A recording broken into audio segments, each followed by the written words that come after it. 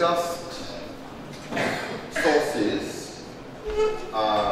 The last three I'd like us to look at: Maslaha, Sadr-Zariya, and Istihsan. I'd like to say something about these three. You remember in Qiyas, we spoke about Illa. Illa as being what is clearly in the law and is usually quite specific.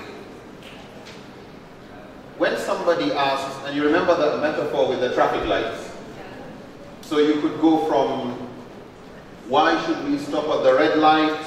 Because there's a law. Why do we follow that law? Because there's a benefit. You don't hurt anybody, nobody gets killed.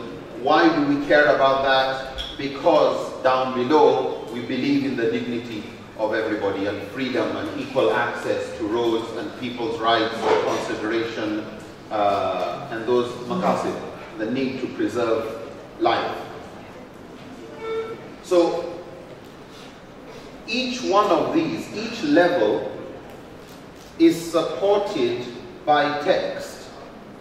Each of these levels is supported independently by numerous hadith and numerous verses of the Quran.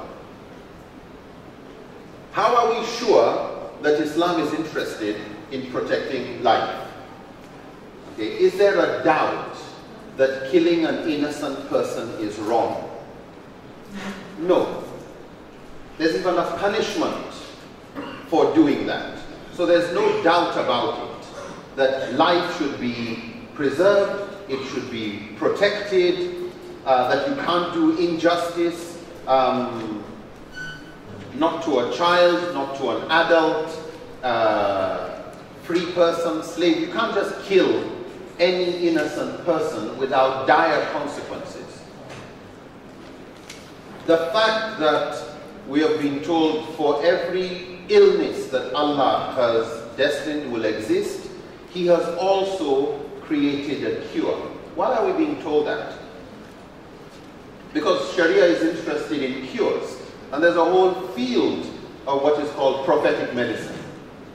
Why are we interested in medicine and medication? It's all because of the protection, preservation, and promotion of life.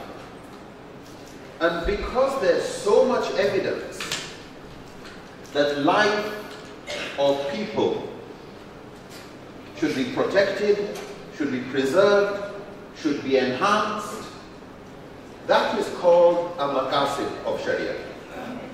Basically what you are looking at is, if you look at all the injunctions, all the things that are fard, you must do, all the wajib, all the haram, what are they all trying to accomplish? That's the big question. What are they trying to realize?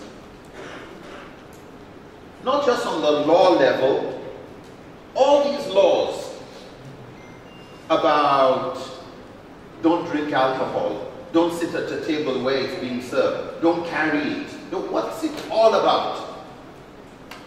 It's all related to don't get intoxicated. What's the problem with getting intoxicated? Then your mind doesn't work. And if your mind doesn't work, you behave irresponsibly. You say things that you will regret and that hurt others. You do things. I mean, in some countries, up to 80% of fatal car accidents are related to drunken driving. Over 80% of cases of domestic violence are tied to alcohol.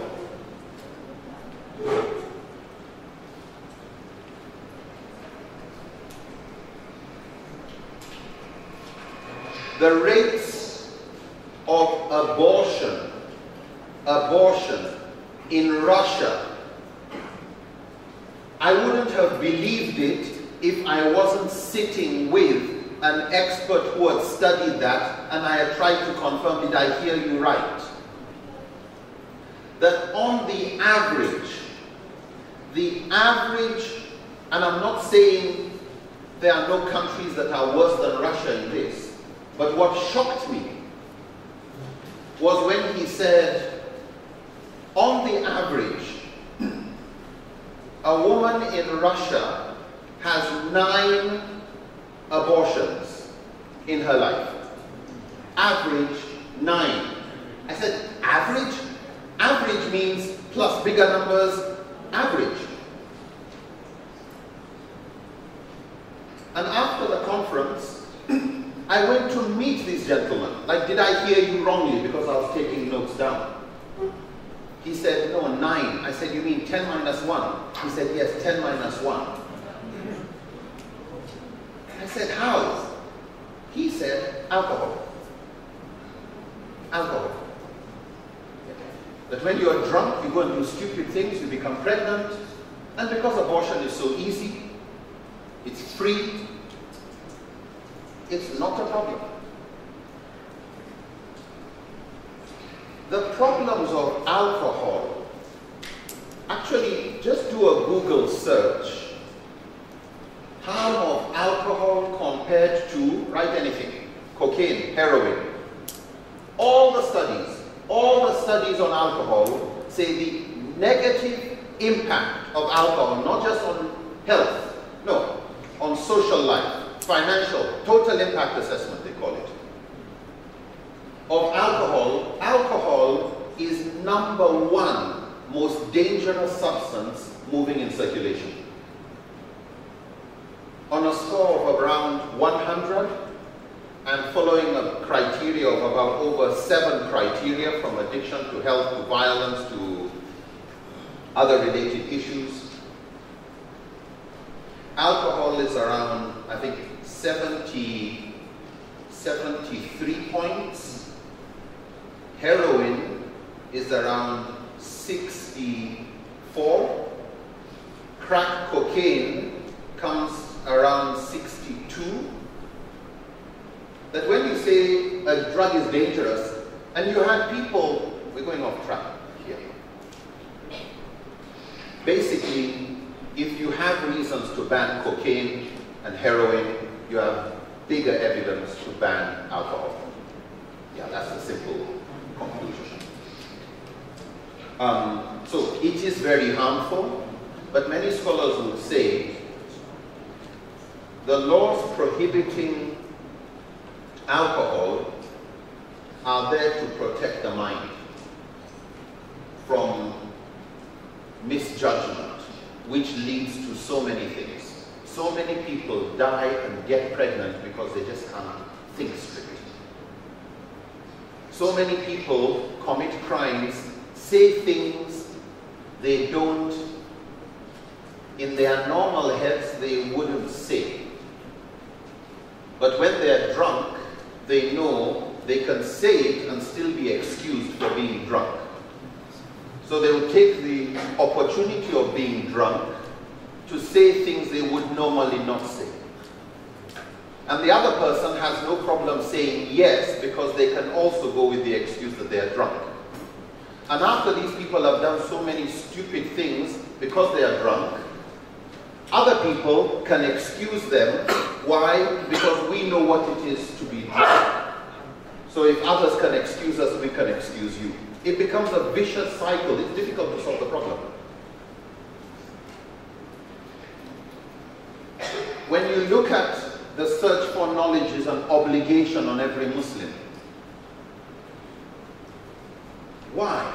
What's all this about knowledge? And they say it's about promoting and enhancing aql, the mental faculties. So what scholars find is, when you look at all the major things that are considered fard, you must do, all those things that are considered haram, major sins in particular, scholars realize that these things are called sins. They are laws that say this is right or this is wrong, because there's some underlying major purpose that Sharia is trying to protect, that this thing is going against. So preservation of life is a maqasid. That's an objective of Sharia. Like at the bottom of why, you will come to a maqasid. Why is this law there? Because this benefit. Why? You get to a maqasid. Why can't you do zina? Because it's haram and there's this law. Yes. What's the problem with it? It breaks marriages. Okay, if you're not married, you get unwanted children. What else? Even if you do get married, you're still addicted to it and you have a greater chance that it will break your marriage still. So, but Islam is interested in preservation of family. So at the end of a line of zina, at the end of, why can't I just change the name of an adopted child? Why do we need to emphasize on the importance of marriage and all these rights and child custody at the end of the day? And why can't I send my inheritance to just anybody? Why are my parents, my wife, and my children guaranteed inheritance? I can't even write a will that can deny them. It will be null and void. Father, mother, spouse, husband, wife, sons, daughters. Guaranteed. They must inherit something. In fact, if before I die, I start to do big sadaqah of my wealth, my family can protest to a court that I'm trying to deny them inheritance. And the court will say, we don't recognize that gift. Why can't I just will anything I want? Because scholars find there's a hadith of the Prophet ﷺ when Sa'd bin Abi Waqqas was sick and he was talking of how much he wanted to leave as a will. He wanted to give 2/3. The Prophet says, too much. Okay, half, no, too much. Okay, I want to give up 1/3. The Prophet said, 1/3 is okay, but it's much. But it's okay. Because, the Prophet said, it is better to leave your family wealthy and independent than to leave them destitute and dependent on others. So there's a maqasid and an objective there of ensuring that family first when it comes to charity. Yes, you can help others, but not at the expense of family. So what scholars find is, when you keep asking why,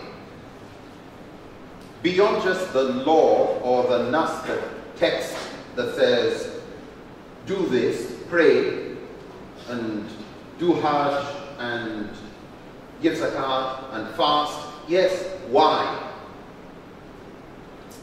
لَعَلَّكُمْ تَتَّقُونَ, that you may gain taqwa. So Allah says, كُتِبَ عَلَيْكُمُ الصِّيَامُ. He has prescribed fasting upon you, as He prescribed it for those before you, that you may gain taqwa. Okay? What about other acts of ibadah? Ya ayyuhalladhina amanu, in Baqarah. Ya ayyuhan nas, u'budu rabbakum alladhi khalaqakum walladhina min qablikum la'allakum tattaqun again. Allah is saying to mankind, worship your Lord who created you and created those before you, la'allakum tattaqun, so that you may gain taqwa. What's all this about taqwa? This is for taqwa, that is for taqwa. فَتَزَوَّدُوا فَإِنَّ خَيْرَ زَادِ التَّقْوَى. In the context of Hajj again. Hajj is for taqwa, fasting is for taqwa, ibadah is for taqwa. What's the big thing about taqwa? Why is taqwa a maqasid? Why is it an objective of Sharia? That when Allah talks about He created you into nations, male and female nations and tribes, He says, but the most honorable, inna akramakum indallahi atqakum. The most honorable among you in the eyes of Allah is the one with taqwa. What's the big deal about taqwa? Why is taqwa so useful? And we'll discuss this on another occasion. Why is the purification of the heart so important to the kind of person you are or become? But it's what gives you your moral compass. It's what keeps you on the path of serving your Creator and not just serving your lust or ego. It is what strengthens your spiritual immune system. The way your physical immune system protects your body from bacteria, You have a spiritual immune system that keeps your fitra, your conscience, alert, clean, pure. That when you hear negative things being spoken, it's not 30 minutes into discussion that you realize, wait a minute, we're gossiping. Yeah, it's not, no, you are sensitive enough that the moment you move off the straight path, you wake up. No, like, wait a minute, why are we talking about somebody else? We've not even started saying something negative, but you're already on alert. Yeah. Ah, do you know this person? Yes, yes, I know him. Before anywhere, you're already on is it negative? You're going to turn this discussion. You know, that the moment Shaitan tries to touch you, you actually wake up. You know, when Shaitan faster is bigger. The moment Shaitan comes to you with a temptation, with anything, you instantly start to seek refuge in Allah. You're very awake. Your moral compass is sensitive. Your immune system is not asleep. When it comes to right and wrong, there's no confusion. It's difficult for Shaitan to catch you off guard. The moment somebody starts to praise you, oh brother, you are so great, whatever, your mind quickly goes, what do you want? Yeah, you don't start believing you're right, I am great. No, you know, quickly, okay, what does this guy want? Is he praising me sincerely? You're on alert. Oh, thank you, here's a gift. You don't like, wow, dunya, I love this. Okay, what does he want in return? Is this a gift? Do I need to take it? Is it really appreciation? You're not carried away by gifts, praise, authority. You know, some boss of yours somewhere starts to talk, tells a lie, wants you to defend something. No, the moment you wait a minute, this is wrong, the greatest jihad is to tell the truth to a tyrannical ruler. Who do I follow? Allah or this? Do I need to do it bil hikmah, mawizatul hasana? Do I need, but there's no question of, let me go with shaitan here. Yeah. Taqwa is so critical. And that is why, kama kutiba ala alladhina min qablikum, all prophets that came before had to help their people gain greater taqwa. It's not a new requirement of Allah. It's always been there. It's what protects you. It's actually the best quality a human being can acquire. That's what's called maqasid. These tools, maslaha, saddu zariya, istihsan, they are what you call maqasid tools. They're interested in protecting the higher objectives and purposes of Sharia. That's what they are all about. Maslaha is sometimes described as public interest or the common good. And it's a reason why, you know, you've seen gymnasts in circuses, people on the trapeze, you know, like they jump from one rope to another, swing on this and all of that. Sometimes there's an accident and they fall. What prevents them from breaking their necks? A net. There's a safety net. If there's any problem here, these are the safety nets. Okay? These three are Sharia safety nets. Whatever intellectual gymnastic is going to go on anywhere, your application of the Quran, your application of the Sunnah, Ijma, Qiyas, Amal, any of these, if in the application of these the scholar realizes that it's going to create mafsada, harm, it's not going to create maslaha, benefit. If it's going to go contrary to the objectives, they will suspend all of this and go with those objectives of Sharia, those maqasid that are clearly coming from Nas. So for example, Umar bin Khattab, he realizes They have a had. You cut the hand of a thief. That's from Quran. Justice also is from Quran. Okay? He realizes because of famine, insufficient food, there's an increase in the amount of stealing by poor people.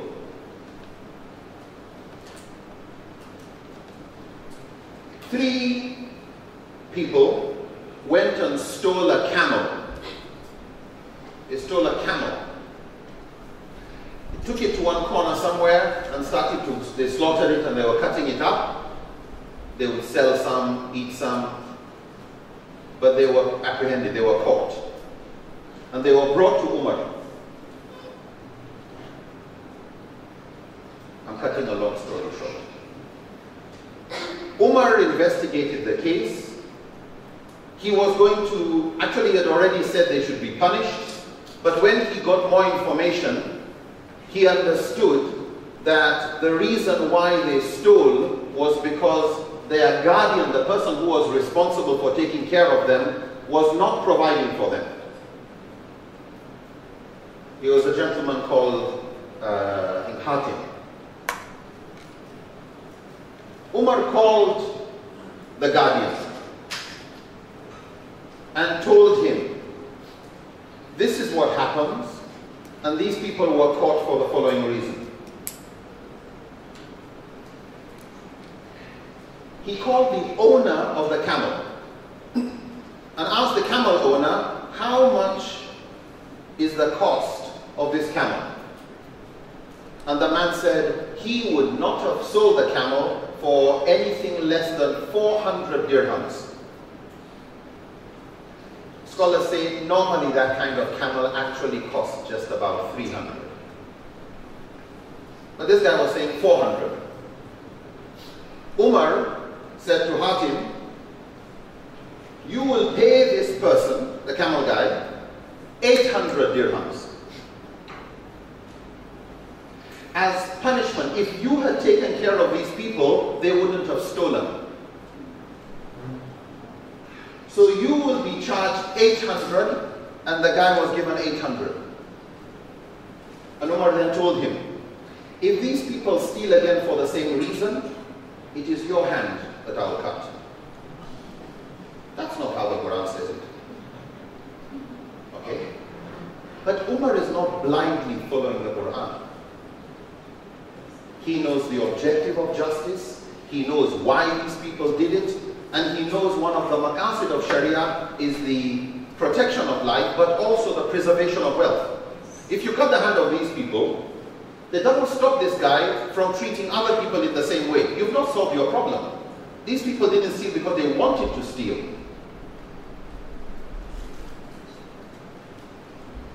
Umar later on suspended the had. He suspended the punishment of cutting hands. Why? Public interest. Justice. Even though you will say, but there's clear nas that this is the punishment. Yes, but the punishment is there so long as it will achieve its objectives. But if the punishment ends up punishing poor people, and you don't address the cause of why they are poor, then you can't say you are implementing Sharia in a way in which it will achieve its objectives. That's why maqasid is important. Now, that type of thinking of Umar is called concern for maslahah, public interest. Some would say it's concern for the maqasid of justice, the objective of justice. What Umar did is sometimes called maslahah. Some other scholars say that's what is called istihsan. So different vocabulary, but if you look at the evidence used to establish maslahah, it's nearly identical to the evidence used to establish istihsan. We'll discuss some of the differences between the two. But for some, no difference. Such as the Riyah we discussed yesterday. Can anybody remember? Exactly. Something that you know is haram, but people have found a new way of doing it. They're trying to do haram through a halal means, you'll block it. So if you think of all the new regulations that come up in this country every year, every month, new rules related to traffic. Why? Because people want to preserve life, so they bring new rules. New rules regarding rented property, new rules regarding waste disposal. All sorts of laws that come. These are all saduzariya. These are all ways of blocking means that lead to haram. Licensing system. You can't establish a school without registration. Prophet didn't say you have to register, no problem. But in the interest of standards, we will put it. Yeah. And we will prohibit you to establish unless you've done this. So there are so many laws that are established because of concern for maqasid, and they come under maslaha, they come under sadudaraya, they come under istihsan. Actually, all you need is there significant harm that is greater than the benefit? If so, how do we prevent people from doing that harm?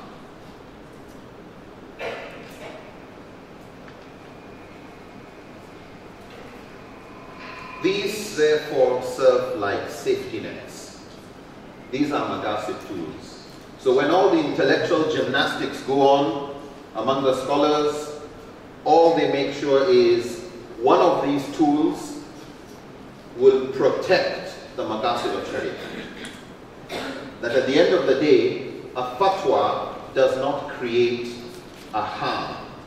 A fatwa doesn't have an objective that is different from the objectives of the whole of Sharia.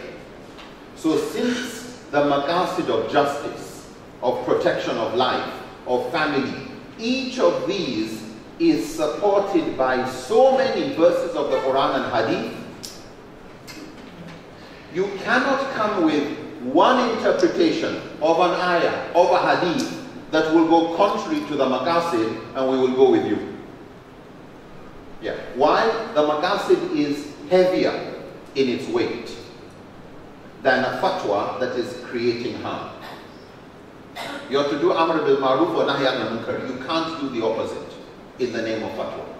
So these are safety nets that try and make sure the methodology of ijtihad does not go against the objectives of ijtihad. Yeah. And if the objectives is to achieve the maqasid of Sharia, all of these are really to achieve the maqasid. All of these. Yeah. That's why you're concerned about the illah, because there's clear nas that it is a maqasid. That's why you're interested in hikmah. So all these tools are to achieve the maqasid or the objectives. But these tools in particular are most important. This one keeps unity in the ummah. Qiyas keeps us close to the text and the illah or the hikmah of the text. So where there's already a wisdom, it's taking the wisdom to a new case. Amal is ensuring that our interpretations are not too skewed, that we keep to what is the norm. Ra'i of Sahaba, similar, so long as it doesn't contradict maqasid. Istishab, the presumption of continuity, that everybody is innocent until proven guilty. You're protecting the maqasid of innocence of human beings. That everything is halal except what is haram. You're protecting freedom. Freedom to act, freedom to innovate, freedom to be creative. Everything is halal except what is haram. So this is protecting a maqasid of freedom, maqasid of purity. Everything is pure except what is not. Urf, good custom. Most good customs are good because they have stood the test of time and they are beneficial to their people and people understand them and it gives them an identity. So that is being preserved. Sharia didn't come to throw that away. Sharu man qablana, whatever is still relevant of the past, that is still relevant of today, we'll take it. Maslaha, public interest, saddu zaraya, protecting from things that will end up in harm, or fatu dhuriya, the opposite, and istihsan. Now, istihsan is sometimes described as juristic preference. Juristic preference.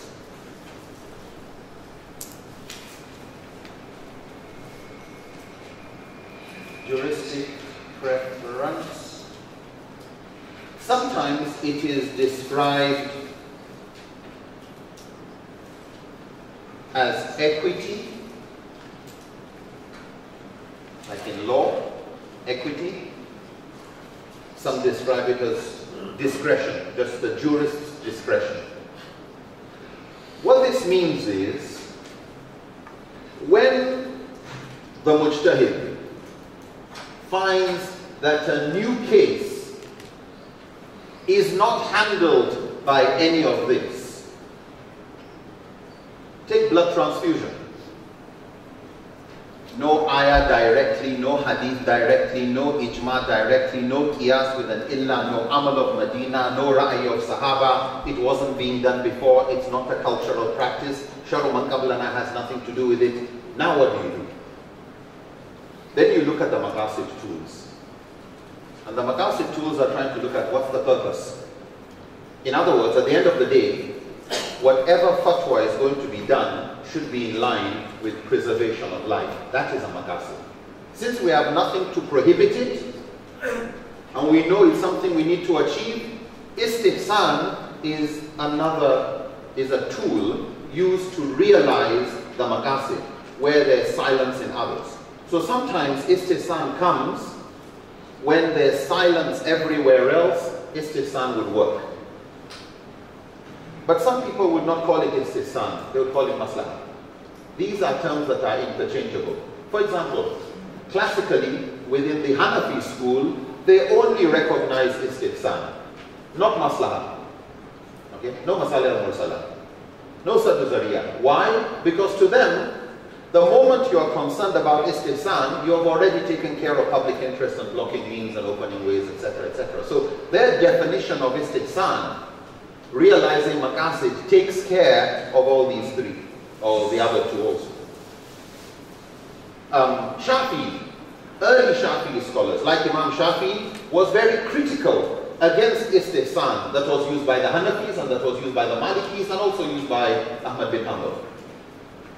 But Imam Abu Hamid al-Ghazali, Imam al-Juwayni, Fakhruddin al-Razi, other great Shafi'i scholars accepted maslahah. So today if you meet your ulama and you tell them, is maslahah important? They will say yes, within the Shafi'i school. So they would accept this even if they criticize this. But when you ask them, explain this in detail, you find they have handled your own concerns. So these are different terminologies, but their main objective is they serve as safety nets to ensure no ijtihad crashes and creates mafsada, harm. That it always comes up with an objective of Sharia.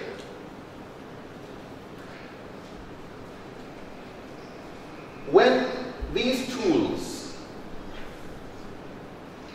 have become more and more important in any field of contemporary endeavor where you have nothing from the nas, where it is so different from the past that the past didn't have it. And when you say the past didn't have it, you mean it's not here, it's not here, it's not here, it's not here, it's not here, it's not here. If the past didn't have it and it's not addressed in the Quran and Sunnah, because you need an ayah or a hadith in order to do qiyas. You can't do qiyas with amal. You can't do qiyas with something else. Okay? Usually qiyas means you're connecting it to an ayah or a hadith. In other words, you're able to do that. What did we drew on diagram, somewhere here. Take this ruling, apply that because of the identical or similar illa. So, in contemporary society, where we meet issues that are not there in the nas, they are not there in these old sources, these become most important. That's why today the subject of Maqasid Sharia has become probably one of the most important aspects of Usul al-Fiqh. It's become so important that some scholars actually prefer to study it separately because it is just so important. And so even though traditionally Usul, Maqasid, Qawaid are all under Usul al-Fiqh, if you say Maslaha, Saddu Zariya, Istihsan, any scholar will tell you that's what you study in Usul al-Fiqh. Okay, like Where else? You don't study these things in ulum al-hadith. You don't study maslaha satl-zariya. You don't study urf, istishab. You don't study ijma. You don't study qiyas when you are doing tafsir. When you are doing, because these are not subjects that you expect the muhaddith to grasp. Why? He is not expected to produce fatwa. A mujtahid and a mufti prepare fatwa, not a mufassir, not a muhaddith. Yeah. Those are separate specializations. The problem we're having today is you go and get a first degree in Islamic studies or a master's degree in hadith or a PhD in hadith, and you start finding people who have nothing in usulul fiqh, but since you can say, I got a PhD in Sharia, you start use your name to create problems because you speak outside your field of specialization. This is creating a lot of problems. It's like pharmacists, because they know medicine, the medicine so much, they want to start prescribing. Yeah, but you need to be able to diagnose. You need to be able to know what other medication is somebody on. You need to know whether somebody is expecting or not. You need to know whether they are hypertensive or not. You need to know so many things. It's not just I know the medicine. We want the patient to be better. That's the objective. And sometimes not giving the medicine is better than giving the medicine. Why? Because with some patients, their illness has gotten so terminal that if you say you're going to operate somebody who's got this kind of cancer, they will die from the operation. Their immune system cannot help them come back. If you operate, they will die on the operating table. If you don't operate, they may live for another 3 years or more. There are times when it's better not to give the medicine, because the side effect has a greater damaging effect than the therapeutic value of the medicine. But that's for the doctor. It's the doctor who knows the consequences of this. It's the doctor who is interested in what's your work. The doctor wants to keep your file, not the pharmacist. The doctor wants your history. What have you been going through? Have you had this before? Is this a repetition? What other medicines have you been on? Which other medicines have you taken? So just knowledge of pharmacy does not make you a doctor.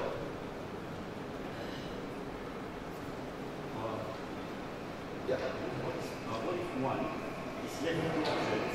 Yeah. And both options can cause harm. Then if you choose, which one is less harmful, right? So they want to cause under this category. Okay. Brother is asking a question we will come to. What if you have two options and both of them can cause harm? Okay, so here we're going to look at the consequences, and that is tied to something that was touched yesterday, Sadhu-Zariya, about blocking the means, and how do you make sure that, say for example, men and women in the same room can lead to fitna, correct? Yes. Do we then say it is haram for men and women to be in the same class? You will not just look at the fitna it can cause, you will also look at the benefit that it brings. You will also look at what is the likelihood of the fitna. As students, I want an honest answer. Is it true that you have cases of fitna of men and women having been studying in the same class? Yes, right? It has happened.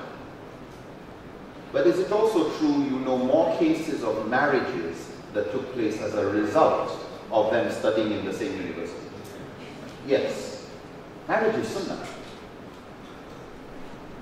Would you say, forget about the benefit, let's just look at the rare harm and make our judgment based on that?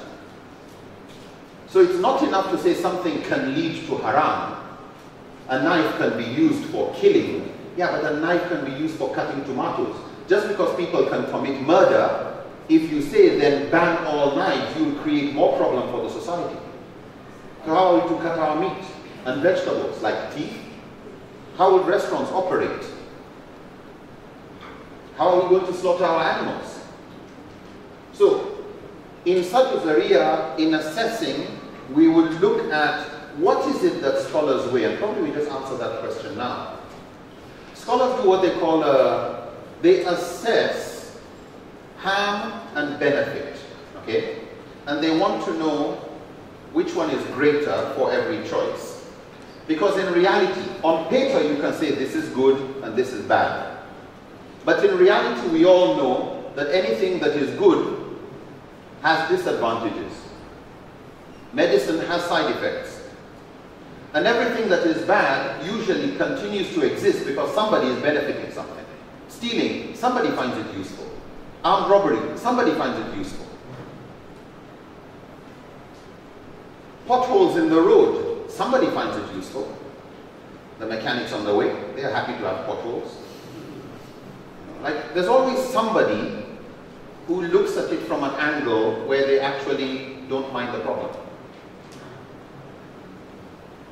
So, firstly, you would ask if there's option 1 and option 2, in real life, is which is the lesser, which is the greater evil? The convert who, if the family gets to know that this person has accepted Islam, they're going to make life hell for this person. Should they tell the family they have become Muslims? If they are to stay at a table where alcohol is served, is that okay? Or would Sharia prefer be thrown out into the streets, or sent back to the village, or sent back to your country, or sent back to another school where you will not get in touch with Muslims, and you are definitely not going to become a Muslim so long as they have some control over you? Is it better that somebody remains a non-Muslim, or is it better they are Muslim doing things they are forced to do? In real life, it's not good and bad. It's lesser evil and greater evil. It's easy to sit and just give judgment, no, this is haram, but you also have to ask, yes, this is haram, but what harm are you creating by saying it is haram? And what's the option? So always weigh. You will weigh your options based on the harm. How many people is it affecting? If a harm affects many people, it is a bigger harm than a harm that affects fewer people. Agree? Yes. So in weighing harm, the number of people being affected should be considered, and the scholars would look at that. So they will actually come with a maxim that it is better to cause harm to one or a few in order to prevent harm to many. Quarantine. Sorry? Collateral damage, yeah. But measured. So for example, at the time the Prophet ﷺ said, if you find a town or a place where people are suffering from a plague epidemic, okay, and they're dying from cholera or Ebola or something like that, the Prophet ﷺ said, do not go in, and if you are in, do not come out. And if you die as a shaheed, you're going to paradise. Why not come out? Yeah, what was just affecting one small area, Ebola, and fine, maybe 1,000, 2,000 people would die at the end of it all. If you don't contain it, and you say even if you die, you will die as a shaheed, but you are not getting out, you end up with millions dying. So in order to prevent harm to many, it is better that harm is restricted to a few. So Sharia will come with laws in assessing which is a greater or lesser evil. So we'll not spend time on each of these, we'll just mention how many people are going to be affected would determine which is greater or lesser. They would also look at what is the severity of the harm. A harm that will kill is more serious than a harm that will only injure. Agree? Yes. So severity matters. If the suffering is greater, then it will be a greater harm compared to one where there's less suffering. Suffering that lasts for a long time is greater than suffering that lasts for a short time. Suffering that would come from a policy that is reversible. We can make this law, we can put this tax, when it's not working, we can remove it. Okay? Is better than a decision where it's permanent. If you cook food, you can't uncook it. You will also look at, if we put this policy, what are the side effects and consequences? So whatever has greater consequences is worse than one that has fewer negative consequences, or one that has more side effects that are negative would be greater than those who have fewer. So key point being, and then you will see a combination of all of these. Today, people in sociology, in environmental studies, they have different types of impact assessment to assess how good or bad is this. Should we build a dam or not build a dam? So greater, lesser evil, and weighing them. So remember, and as was done yesterday, it's not enough to just ask how serious is the bad, but look at the good side too. It's not enough to say, okay, it is bad, like a person being killed by a car. That's bad. But you don't say, because you could be killed by a car on your way to work, you should not go to work. Right? A woman can be raped on her way to a mosque. You don't say, because it is possible, therefore women should not go to the mosque. You also have to look at the probability, and this is what Dr. Masdi was discussing yesterday. Is it highly probable? Is it certain? Is it just probable? Is it rare or unlikely? What is the probability? What is the risk assessment? The greater the risk, the more the readiness for you to put laws to protect those maqasid. There is hadith saying that a Muslim cannot inherit from non-Muslim and non-Muslim cannot inherit from Muslim. So, if there is a case where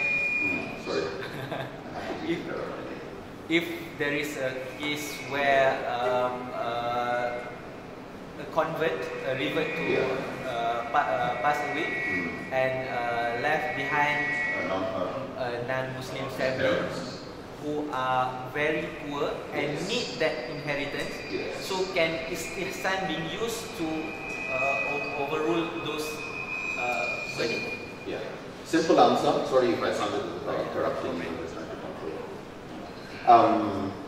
Yeah, you have a hadith. There are two ways scholars approach this.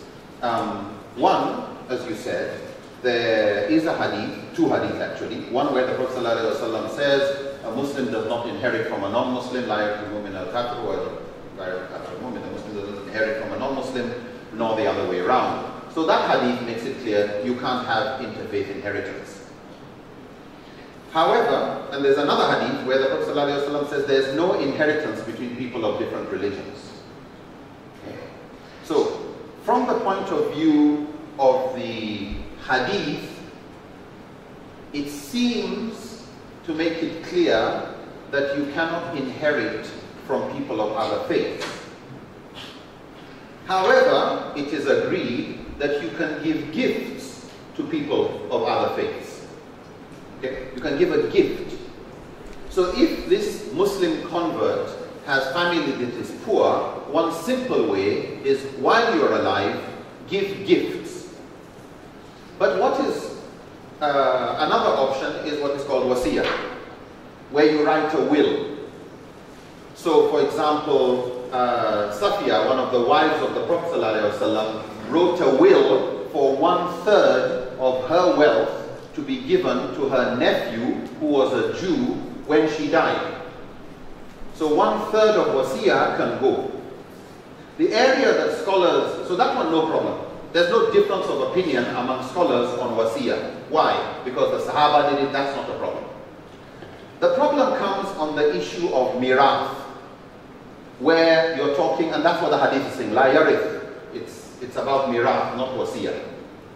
Wasiyah can handle up to 1/3 of your property from the view of the majority. Some look at it as it can be more, but that's not a discussion for us. So, on the area of mirath, what scholars find is there are some of the Sahaba, like Muawiyah, like Umar bin Abdul Aziz among the Tabi'in, besides Muawiyah, Abdullah bin Mas'ud, there are a number of Sahaba who allowed mirath, inheritance, between Muslims and non-Muslims. And the issue is how? There's a clear hadith.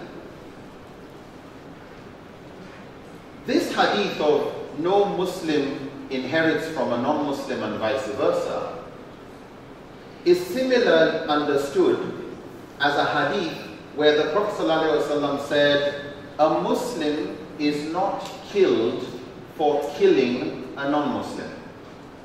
Okay? A Muslim is not to be killed for killing a non-Muslim. That sounds general, but we have hadith of a Muslim who killed a non-Muslim, murder for no reason, and the Prophet said he should be killed. So what does the Prophet mean by a Muslim should not be killed for killing a non-Muslim? When the Quran says a life for a life, it didn't say which religion in the punishment for qisas. So the Hanafi scholars therefore qualify the hadith that a Muslim is not killed for killing a non-Muslim haribi, not a dhimmi. In other words, a hostile, one that is fighting. That a Muslim is not killed for killing a hostile non-Muslim. You can give he was hostile in one way and you killed him, there'll be another punishment, but not death sentence. So the understanding the Hanafis have is even though the hadith sounds general, a Muslim is not killed for killing a non-Muslim, they qualify it to mean it's talking about a haribi, okay, fighting, hostile, belligerent non-Muslim. They apply that to the hadith and understand the hadith therefore as saying a Muslim cannot inherit from a hostile non-Muslim or vice versa. So by understanding these hadith to refer to hostility, not to dhimmi, because even in the wasiyah, you do not write a wasiyah in advance or to somebody who is hostile. And this comes from the verse of the Quran, that one on Mumtahina, لا ينهاكم الله عن الذين لم يقاتلوكم في الدين ولم يخرجوكم من دياركم أن تبروه وتقسطوا إليهم, that Allah has not stopped you from dealing with justice and goodness to those who have not been hostile, they have not fought against you, so you can be good to them. But where you are prevented is where people have been hostile towards you. These are the people who you do not turn to. Of course, this is general. That doesn't mean you cannot forgive people who have done wrong to you. The Prophet gave 500 dinars to the mushrikun of Makkah, even after what they had done. But that was doing a peace treaty. And it is because of that that you find some scholars have no problem with giving zakat to non-Muslims, giving zakatul fitr to non-Muslims, giving your qurban meat to non-Muslims. Why? Because there is nothing in the Nas prohibiting it. In fact, Ikrimah and some of these people, they gave zakatul fitr to Christian monks who were poor. Yeah, zakatul fitr to Christian monks. Anybody interested in this subject can read Fiqh Zakat. You find it in Al-Mughni by Ibn Qudama. Umar bin Khattab, in his understanding of the verse on zakat in as-sadaqat al-fuqara wal-masakin, of zakat, that fuqara are Muslim poor, masakin are non-Muslim poor. That's how he distinguishes who are the fuqara and who are the masakins. Others differ, but he had no problem giving zakat money to non-Muslims. It's a debate among scholars and they differ. The mu'allafatu qulubuhum within the categories of zakat are understood for some as those who are hostile against Islam, but who, if they benefit, you would soften their hearts. It will not make them accept Islam, but they will cut down on their aggression towards you. So they have no problem giving zakat to non-Muslims. Ahmad bin Hanbal has no problem under wal-amilina alayha, those who are in the administration of zakat collection, that you can actually employ non-Muslims in zakat collection. Why? It's an administrative job. For those interested in that topic, there are books on that. So, on the topic of non-Muslim inheriting Muslims, some would sort it out on the area of there's no prohibition from the Quran and the Sunnah. That's where they would take it. Some would approach it that they consider it haram, but they look at the family and they pity the family and say it's not good that these people should suffer just because their son embraced Islam. So they would use maslahah to say, let them benefit. Yeah. So some would use maslahah, some would use istihsan, some would tackle it from the area of interpretation. Okay.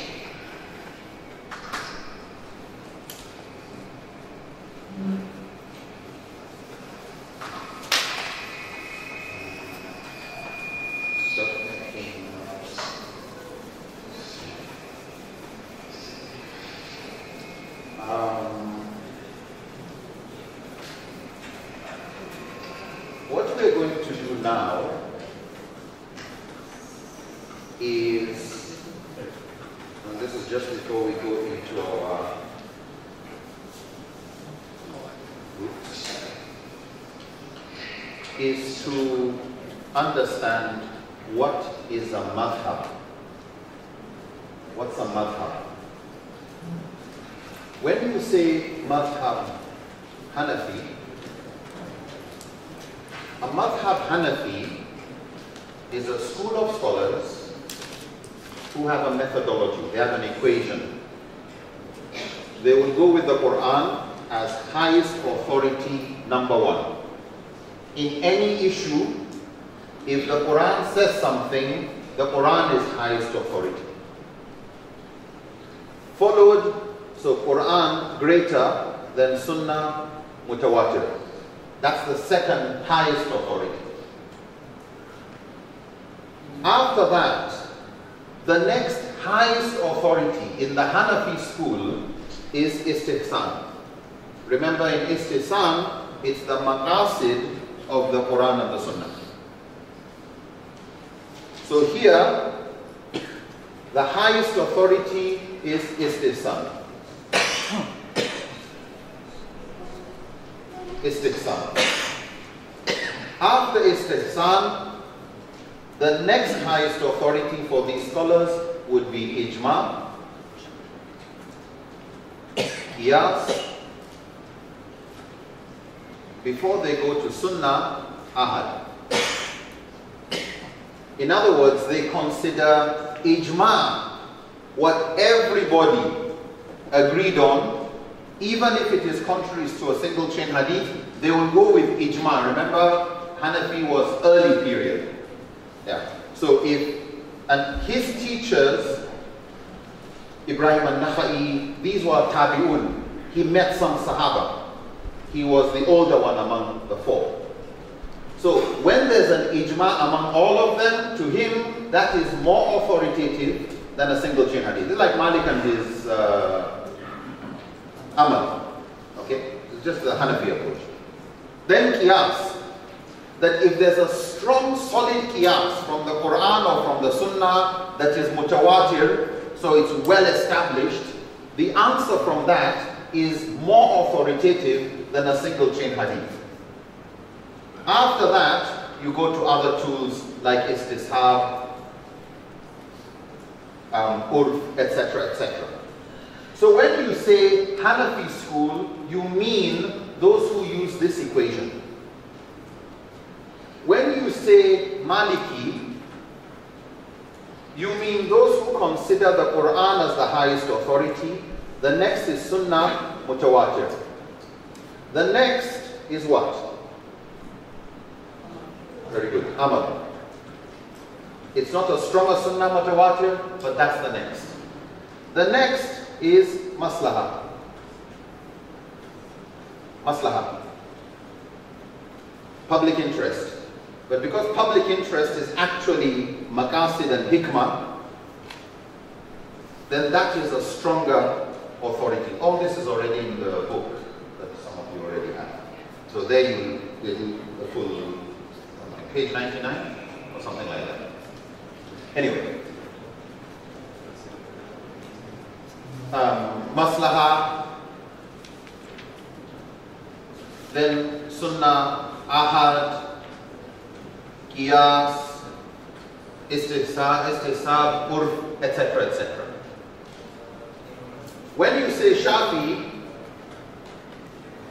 you mean those who consider Quran as the highest authority, followed by Sunnah Mutawatir, followed by Ijma, followed by Sunnah Ahad, followed by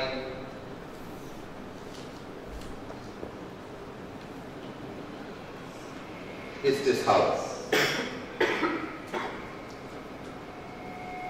Istishab. So, Istishab, highest authority. And lastly, Qiyas. When you say Hanbali, you mean Quran highest authority, Sunnah Mutawatir highest authority, Sunnah Ahad highest authority, Ijma highest authority, Ijma.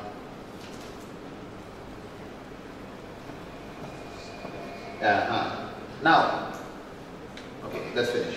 Ijma high, I think Istishab, they also consider Qiyas.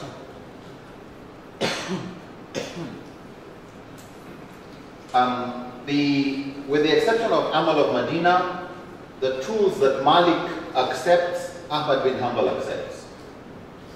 Okay, so Malik accepts Maslaha, Sadu Zariya, Istihsan. What's the difference between this? Well, it depends on the scholar. For some, Maslaha or Masalih al-Mursala are those maqasid. Actually, let's start with Istihsan. Istihsan is juristic preference where the jurist would decide that instead of going with, say, Qiyas, he would go with something else. Istihsan is where a Maliki jurist decide on this issue, I will go with this single chain hadith and not this. Istihsan is where somebody changes the equation because he feels, or goes with another madhab's equation because he feels in this case justice and equity will not be served. A maqasid will not be achieved. So he will still go and get another opinion. That's one definition or one understanding of Istihsan. So Istihsan is where the jurist leaves the normal ruling he would take of Ijma or Qiyas and goes with another ruling based on Maslaha or Urf or something else. Whereas Maslaha is understood by some as Mursala. There's nothing to go with. Nothing. No Quran, nothing. All of this silent. And the person, scholar just has to go with what's in the best interest of the Sharia. What's in the best interest of the highest objectives of protection of deen, of family, of life, of property, aql, justice, social cohesion, etc., etc. Based on that, you will find some of the Shafi'i scholars bringing maslaha ahead of istishab. You will find Hanbali scholars like Ibn Taymiyyah, istihsan.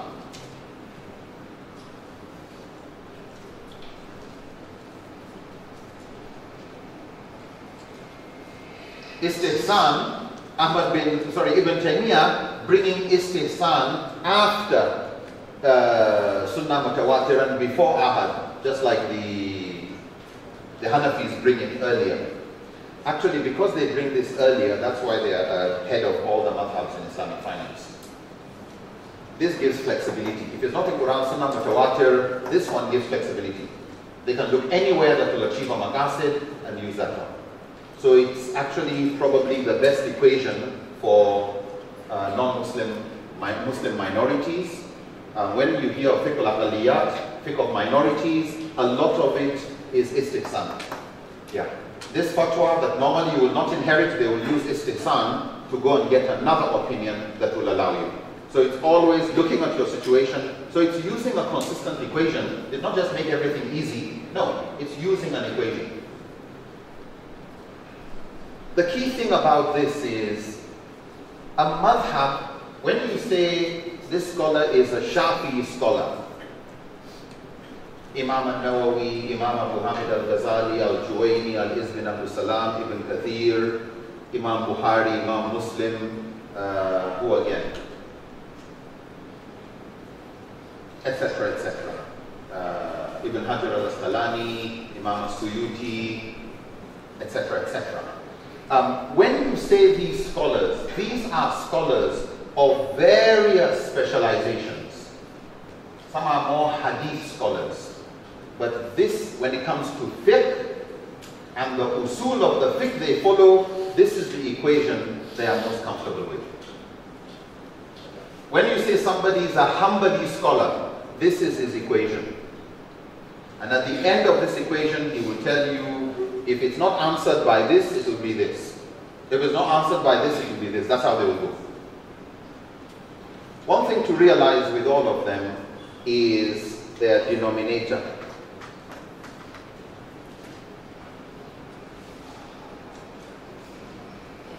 Yeah. All of them consider Quran and Sunnah Mutawatir as number 1 and 2 highest authorities. Nothing stronger than those. Why? They are the Qat'i Thubut. They are the ones that nobody argues about their authenticity. So, when you talk about Muslim unity, Muslim disunity, any teaching in Sharia that is derived directly, clearly from the Quran or the Sunnah that is mutawatir, you will find nobody arguing. Actually, you don't need a mazhab. You don't need the rest of the equation if this one solves your problem. Which month do we fast? Here.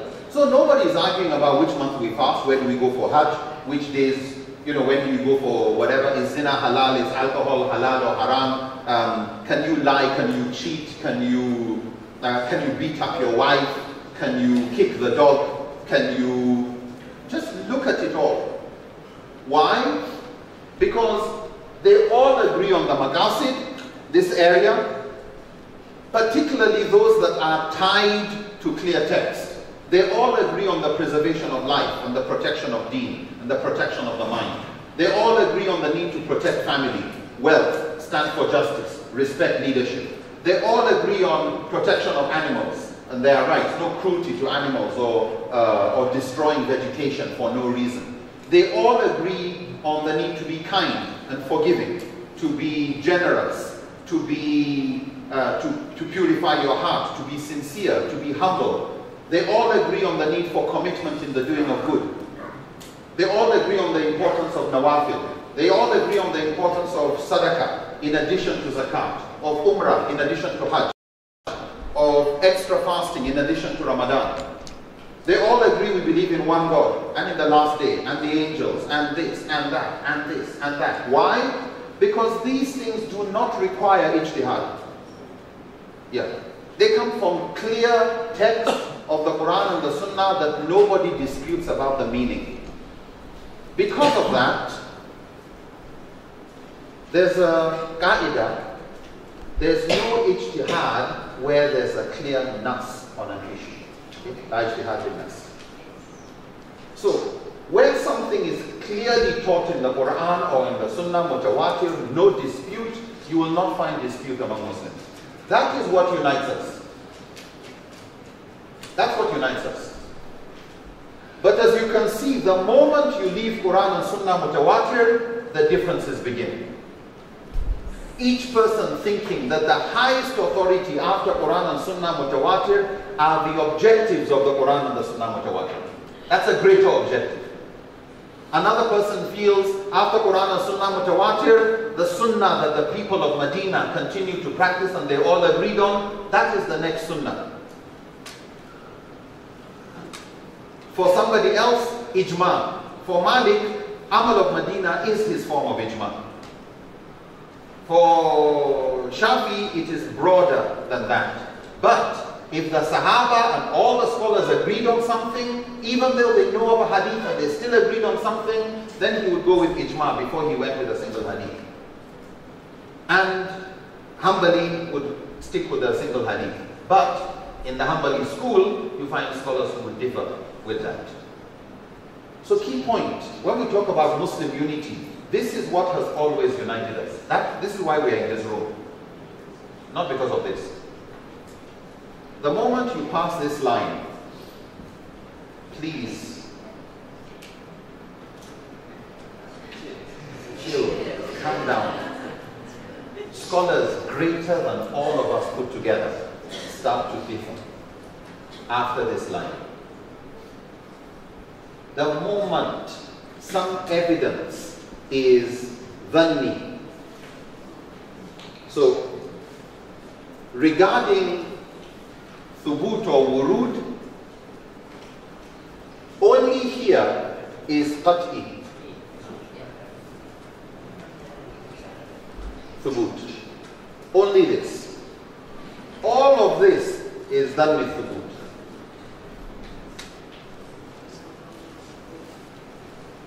Because of this dhanni element, because of the dhanni element, this is a level of presumption, there's a level of speculation, there's a level of uncertainty.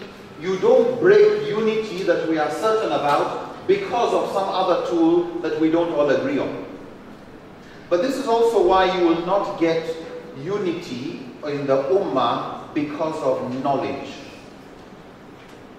If unity to you would be sorted out by somebody becoming the best scholar in a particular school, you can see why he will differ with another. However, is this good or bad? This is diversity of medication for malaria. Alhamdulillah, we've got different medicines for malaria. Not just one. Yeah. This is why Islamic finance has helped everybody else. Amal of Medina is responsible for the creation of Islamic insurance, Takaful. Not Istihsan, not any of the others. And you can go on and on and on. Different madhabs have allowed different things that in some situations we find this achieves the maqasid better. And that is why you find scholars saying, they're not saying the Prophet said, no, the scholars are saying, this difference is a rahmah. This is what they call the usul of the deen, the foundation of the religion. This is furu. This is foundational. This is what makes all of us Muslims. After this, this is branches. This you can move on. What has helped in creating greater unity among scholars is this, maqasid. In the form of istihsan, in the form of maslahah, in the form of, you see, even the later Shafi scholars, they brought in maslahah, istihsan here. But of course, as we've said, each of these fulfills a maqasid. So when somebody is in difficulty, all of them agree you must take the person out of their difficulty. When you say, how are you going to do it, then you see there are differences. This one will say, we will do it under istihsan. Others will say, we will do it through maslahah. Another one will say, we will do it through maslahah if these cannot do it. Others will say, we will do it through istihsan if this cannot do it. But they all agree the person should be taken out.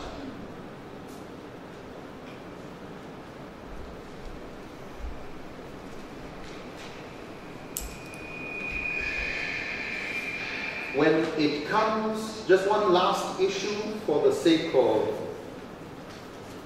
okay, is even though these are cut with thubut, you are certain about their authenticity, it does not automatically mean you are certain about their meaning. You can have difference of opinion in the interpretation of a hadith that is mutawatir or a verse of the Quran. So you could have this that is also what? This can be, you can look at what is called dilala. Dilala means the meaning or the implication.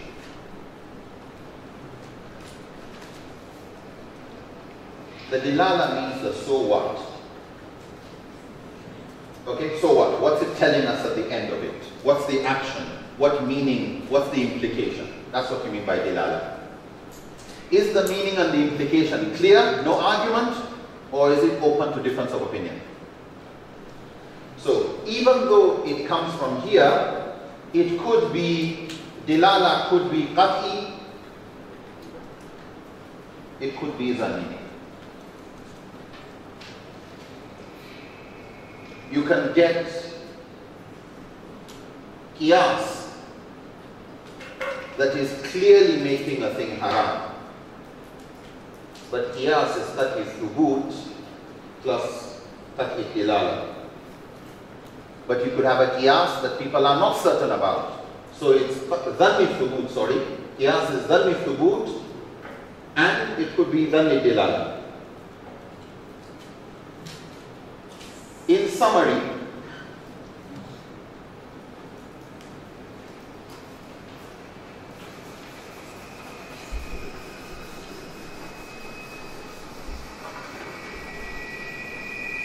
what we have is a combination of the types of authority that we face.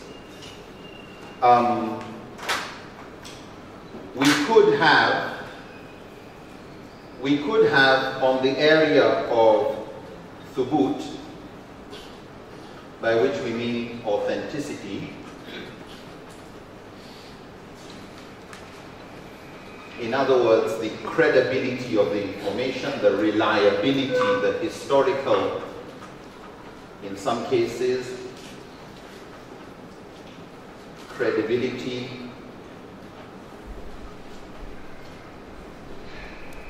that is one concern, and on that, something, on this line, you could have the dilala,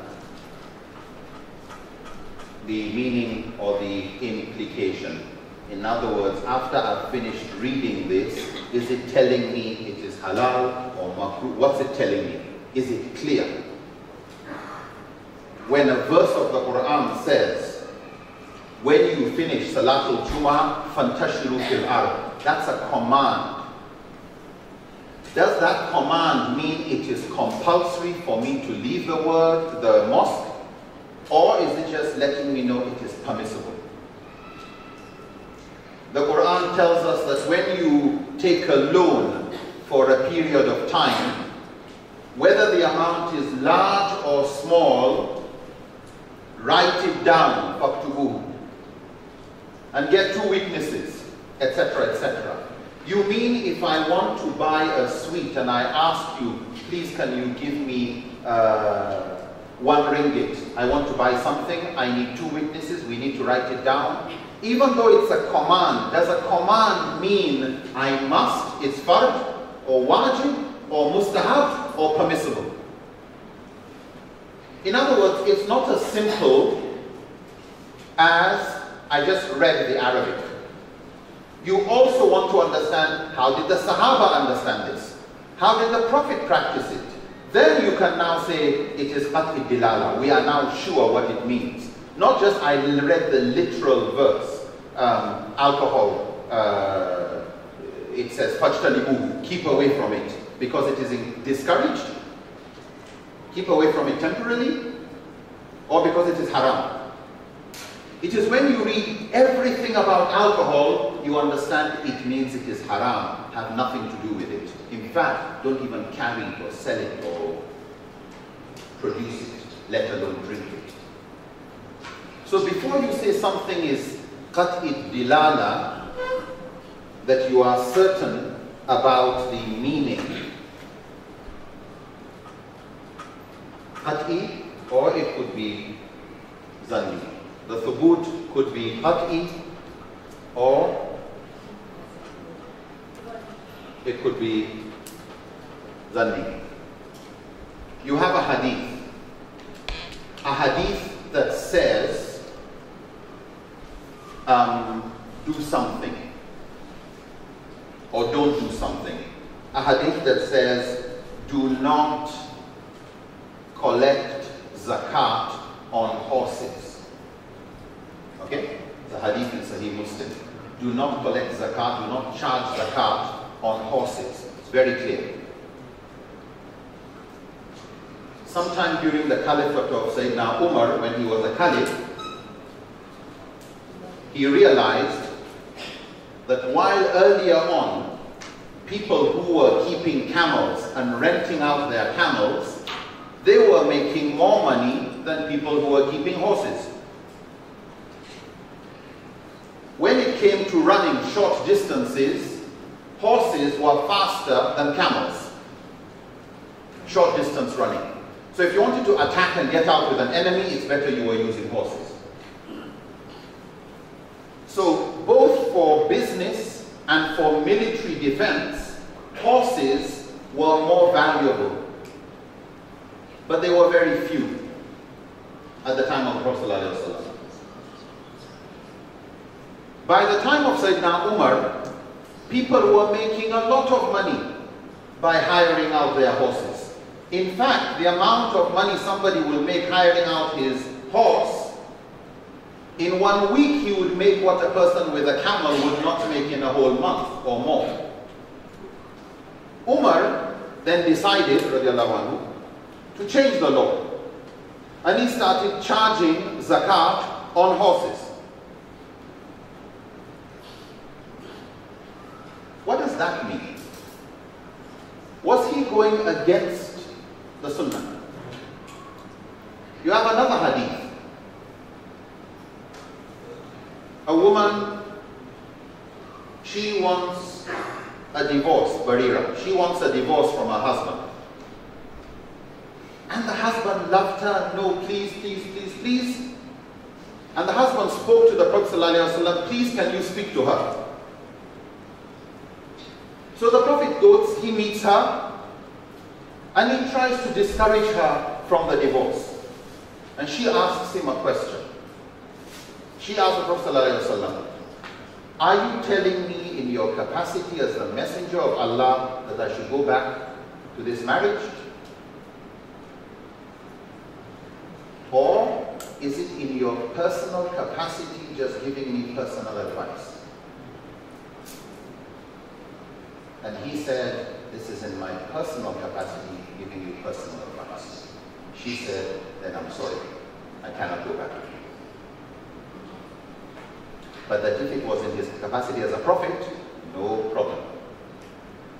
During the Battle of Badr, just before the battle, after arrangement of the troops, everybody in place, some gentleman who has more experience in warfare comes and sees the way the Prophet arranged the troops. He was commander-in-chief of the armed forces. And he asked the Prophet ﷺ, this arrangement that you have made, is this wahi from Allah to you? We cannot challenge it? Or is it your own idea of harb wal-makin, your own idea of military strategy and warfare? The Prophet ﷺ said, it is not wahi from Allah to me, but my idea of military strategy. Then he said to the Prophet, then I have a better advice. Those wells of Badr, put them behind you. When the enemy come, they will come thirsty. Don't give them water. Put the enemy, he rearranged, the Prophet said, good idea. They went. And it is part of why, according to historians, alhamdulillah, the battle was won through Allah's grace. But the key point is, I'll give another example. The Prophet, when he came to Makkah, Makkah was a very agrarian society, agriculture. And he noticed that people would get the flowers from the male palm tree and cross-fertilize it. You hit it on the flowers, the inflorescence on the female tree. Like pawpaw, you've got male and female. So that's what we call artificial cross-pollination. The Prophet asked them, why are you doing it? And they said, we've always done it. That's how our forefathers did it. The Prophet has heard a lot of that kind of excuse before. Yeah, we saw our forefathers do it. The Prophet said, then stop it. So they stopped. Later on, they came to complain to the Prophet. We used to do this and we had big harvest. You said we should stop. The harvest has reduced. The Prophet said, Antum a'lamu bi umuri dunyakum. You are more knowledgeable about your professional dunya issues. I mean, you gave me a silly answer. You didn't give me one good answer. You gave me the same answer people use for just blindly following their forefathers. So he gave what he thought. Sorry? The style which the Prophet and also Sorry? The style with which the Prophet speaks, and also the style which Allah speaks. For example, the Prophet didn't say to the ones, I'm talking as a prophet, not as a human being. Also, when you mentioned about God asking us to write our transactions, he didn't say except A, B, C, D, E, and so on. So that's the manner of talking by God and also by Prophet. So I think it's something quite significant. Oh yes. Brother is saying, when you look at these hadith, the Prophet is not saying, in this situation, I'm talking as a prophet. In this situation, I'm talking as a commander-in-chief. In this situation, I'm talking as a judge. So what do scholars try to do? They try to look at the Sahaba who understood the Prophet ﷺ better. And with that, they classified the Sunnah into two categories. What they call tashri', in other words, this had shari'i implications, it had legal implications, and those that were ghayra tashri', it didn't have legal implications for all of us. They reclassified the Sunnah into different categories. So for example, some classified the Sunnah into three major categories. Now when you say the Prophet did, the Prophet was a father. He was a messenger. But he was also a mufti. He was also a judge. He was a political leader. He was an advisor. He was a mentor. He was somebody who tried to have conciliation and reconciliation. When you look at the and there are some things that he was also a human being with certain particular likes and dislikes. He didn't like eating lizard meat. There's a kind of dog. You know it? Good. So there was this desert lizard that was brought to him. Why? Because the Arabs ate it and it was a gift. And he said, no thank you, I don't eat it. And Khalid, one of the Sahaba, asked, is it haram to eat? And he said, no, I'm just not used to it. Can we eat it? Go ahead. And they ate. The Prophet didn't do it, doesn't mean it's haram. How did we know? By looking at how did the Sahaba respond. In other words, it's not enough for you to just say, I see a hadith. you also want to say, how did the earliest generation understand that hadith? Otherwise, you create problems. You take it out of its context. So, even though the Prophet ﷺ said, do not collect zakat on horses, when Umar looks at that, Umar's understanding was not, this was an instruction from the Messenger of Allah for us until the Day of Judgment. Umar looks at that as an economic policy of tax relief on people who deal with horses at a time when we want to encourage more horses. And that policy fulfilled its purpose. Since it's fulfilled its purpose, and you are to collect zakat on wealth, and these people are actually making more wealth than the people on camels, etc., as the new head of state, he puts a new law on tax, and he adds them to the people to be taxed. So by looking, and no Sahaba, a few of them were critical, but the Prophet said this, he said yes, but. Most of the Sahaba, what you call the Kibar Sahaba, the most knowledgeable among the Sahaba, they had no problem with that decision of Umar. Why? Because they understood the context in which the Prophet said so, what it was supposed to achieve, and why it was okay to change the policy. So, this brings us to the issue of the distinction between Sirah and Sunnah. Things that were done because of the context, and things that were done which requires us to emulate what was tashri'. And because of that, you do not say, the Quran says you cut the hand of a thief, and in the Sunnah we find the same punishment, which means anybody who catches a thief can cut the hand of a thief. That's rubbish. No scholar understands that. You don't say because the Prophet did it, I can do it too. It's Sunnah.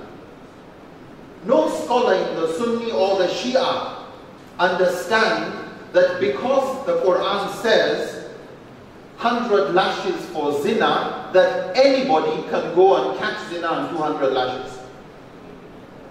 It has to go to a judge.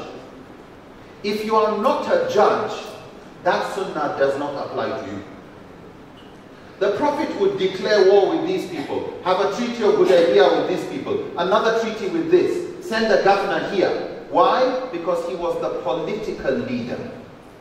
He was the head of state. If you are a head of state, you can declare war, you can surrender, you can have treaties. You are the head of state. You can assign governors here and there. No Sahaba, nobody else has that right. So you don't say it's in the Quran or it's in the Sunnah that the Prophet did it. Okay, we are also going to start jihad. And we are also going to appoint this person as our new Amir, and you are governor of here. You have no right to do that. It's really dangerous to just open Sahih Bukhari and you say, I saw a hadith, لَقَدْ كَانَ لَكُمْ فِي رَسُولِ اللَّهِ أُسْوَةٌ حَسَنَةٌ, the Quran says, and the Prophet did, and we will do too. And the Prophet is our best role model. No scholar called a scholar in this ummah ever thought like that. If you catch somebody, you take him to the judge.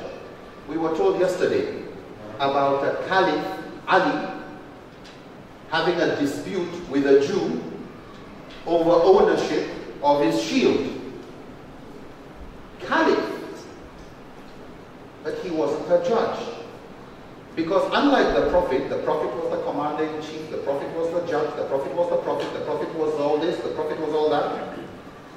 After that, we don't have a Prophet. So we can have people who can give fatwas. We can have those who are heads of state, but they allow somebody else to be the imam, leading in prayer. We can have somebody who is head of state or the caliph, but he delegates the role of being a judge to somebody else. And when he is to go to court, or an issue comes with him, he goes and takes the judgment of somebody else. This is really, really important. Otherwise, if you just think, oh, we go with Quran and Sunnah, and you just jump into Sunnah. Actually, one scholar said, the sign of scholarship is knowing what to take from the Sunnah and what to leave. Not everything you take, not everything applies to you. And that is why you will find in your material Ibn Ashur classifying the various types of sunnah into 12 different categories.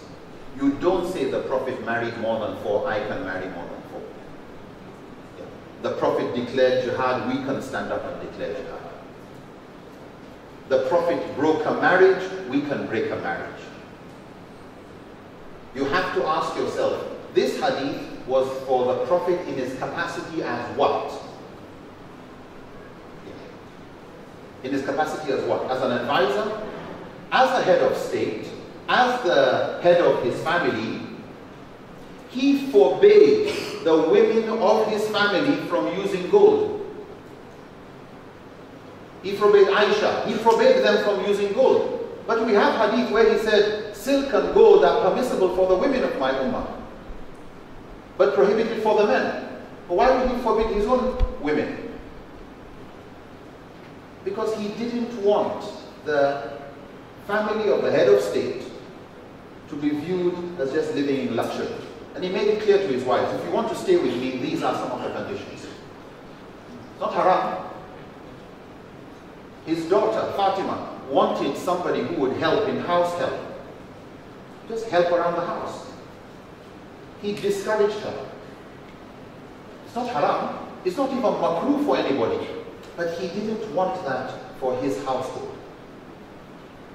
The problem is, if you don't study who were these hadith applied to, then you quickly jump to saying, then this must abrogate the other one. Therefore, actually using gold by women is haram.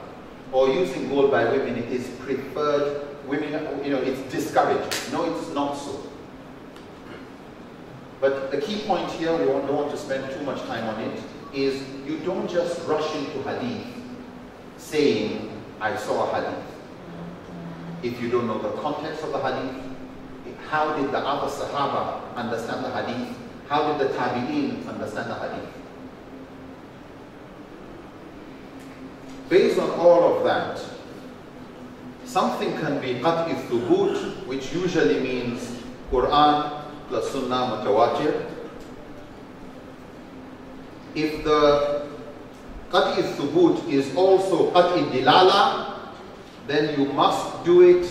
There is no argument about it. Whether it is saying you must do it or whether it's saying it's haram, it's no problem. Or it could be dhanni thubut. So there's a question mark, but with a higher chance that it is correct. Or it could be qat'i thubut, but it is dhanni dilala. So there is a question mark regarding the meaning or the implication, even if we are more inclined to one interpretation. Or we have question mark about the authenticity. It is dhanni thubut, and it is dhanni dilala. Though we have a greater propensity or an inclination towards a particular position.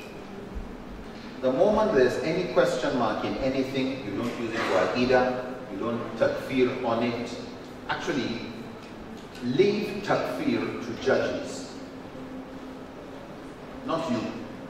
Let a judge say, this is kufr, this person has done kufr. Don't you join that line. Just let the scholars handle that.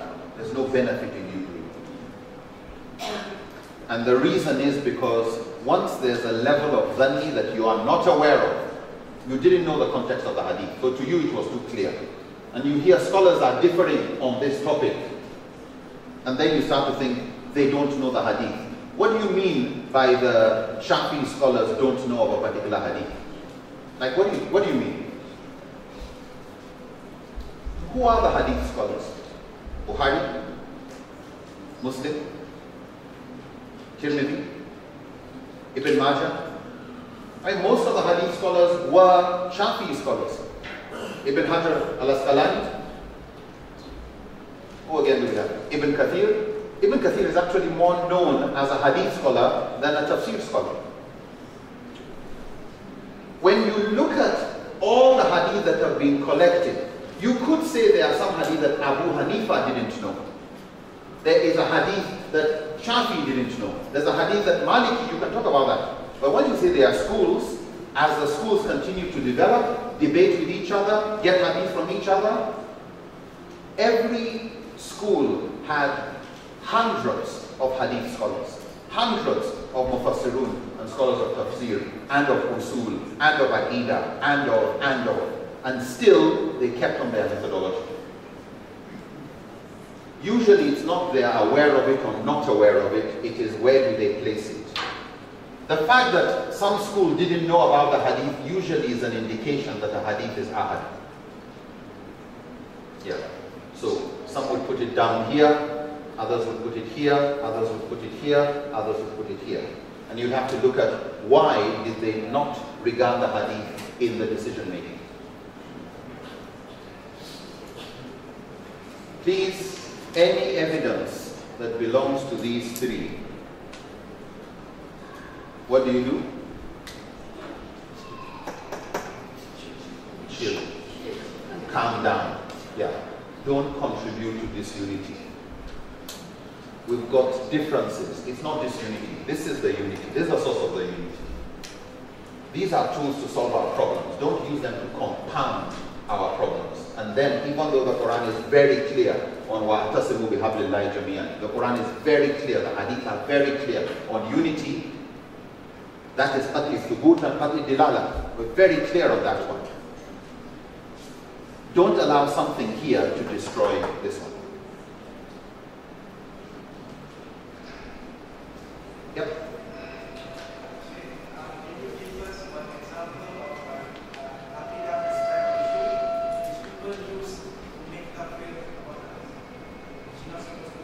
Okay.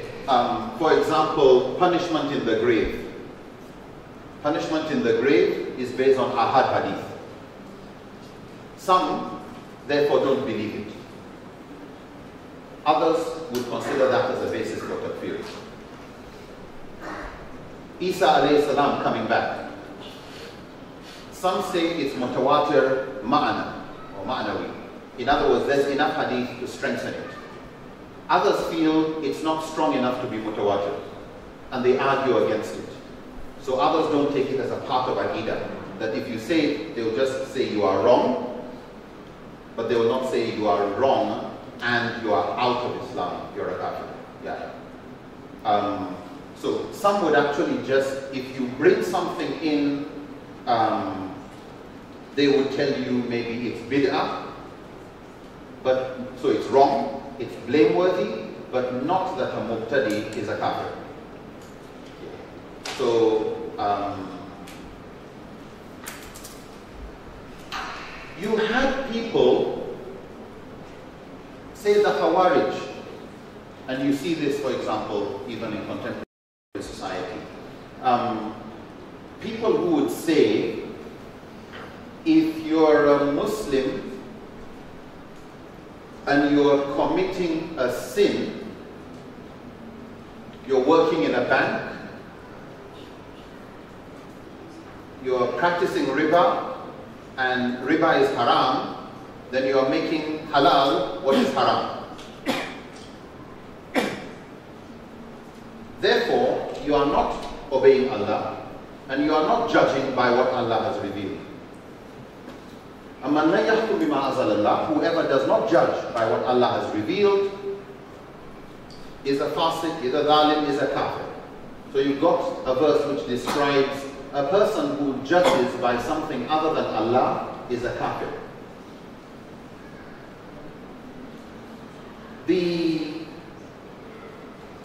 Yes.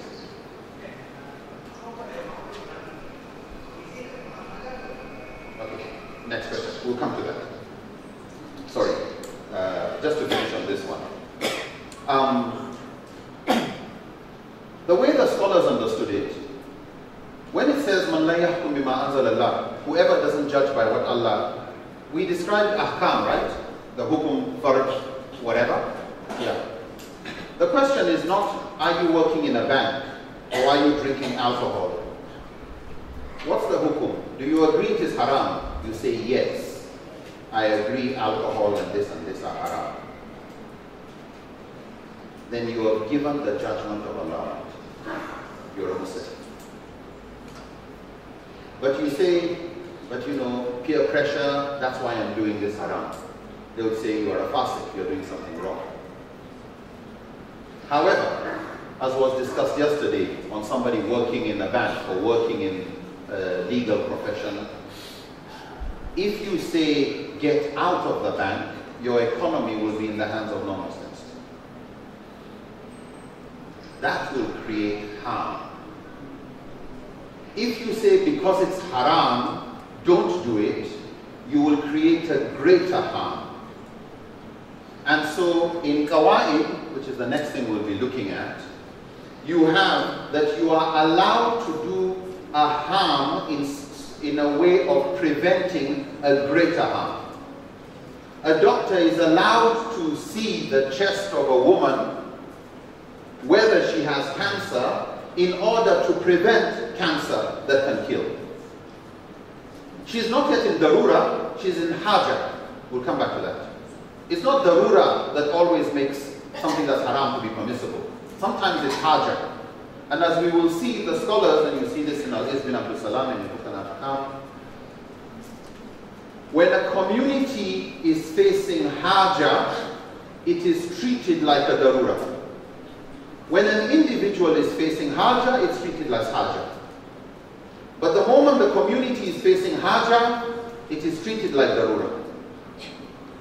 So, the moment a particular profession needs to be fulfilled, we need enough doctors. We don't have enough doctors.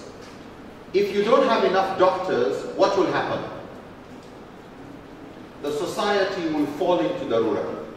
People will be dying just because they can't see enough doctors. People have not started dying, but it will happen soon as the population is increasing and you don't have enough doctors. To make sure you don't enter darura, having more doctors becomes a fardu kifaya. It is a fard, it's a religious obligation on the leadership to create everything possible to prevent the society from falling into darura. Send them overseas for training, do anything. But it's a fard. It's not mustahab. It's not sunnah. It's a fard. And if the community, the leadership does not ensure that fard is fulfilled, you will get into darura, and a fard, kifaya, is now treated as a state of emergency. Fardu ayn. Everybody is responsible for getting us out of this situation. Everybody do something.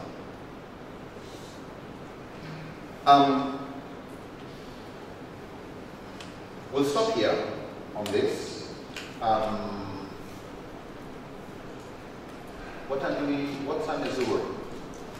Sorry, Asr. That's it?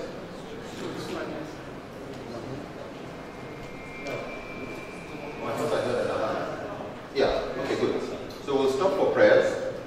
We'll resume in 20 minutes, inshallah. So we resume at approximately 4:30. Assalamu alaikum.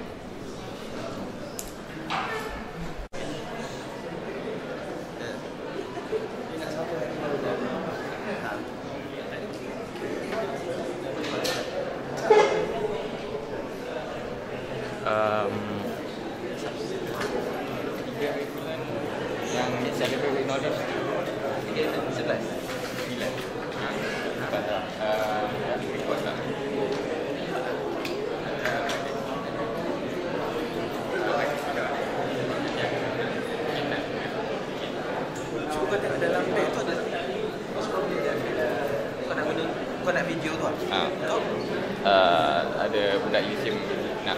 Okey, cakap RM50 untuk satu video. Bayar kat Ali account Ali. Assalamualaikum.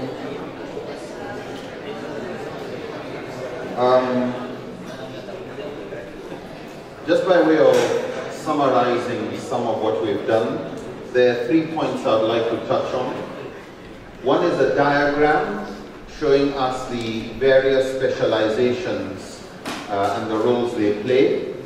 The next, we will summarize most of what we have done in some of the qawaid of fiqh, and we will draw a diagram that summarizes the process of ijtihad based on what we've already done. Starting with the diagram, this would be a trunk of a tree with the roots.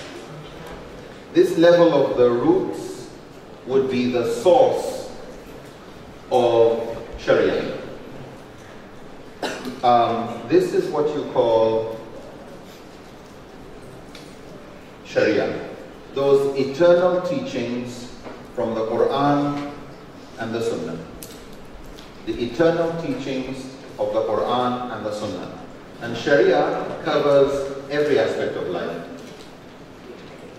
It covers Aqidah, it covers behavior, Akhlaq, it covers the Mu'amalat, the transactions, it covers acts of Ibadah.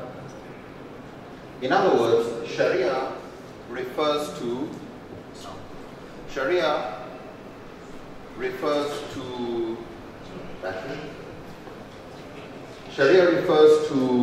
those eternal teachings of the Quran and the Sunnah. They are the primary sources, and through the Quran and the Sunnah, we also learn about the secondary sources. From the Quran and the Sunnah, we learn about Qiyas as a methodology in the Sunnah. We learn about Ijma, we see Maslaha, we see Istihsan. Different names being used, but if you look at the arguments used by scholars to justify each of these tools, they refer them back to the Quran and the Sunnah. And so even though Allah tells us, obey Allah, obey the Prophet, and those placed in authority, the Quran goes on to say that if you dispute in anything, then go back again. In other words, some scholars understand that to mean go back to the sources and extract other methodologies.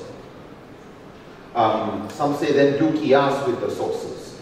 In other words, still link whatever you're going to do with the Quran and the Sunnah, as we saw done by the Prophet, where there was no wahi on a topic, and he was even instructed by the Prophet, by Allah, shawirhum fil amr, consult them in those affairs of mutual concern and those things that affect the community. So, by virtue of analogy, the Quran and the Sunnah, this is the source of Sharia. Through certain methods, and they are different, you have usul al-fiqh. This is the methodology of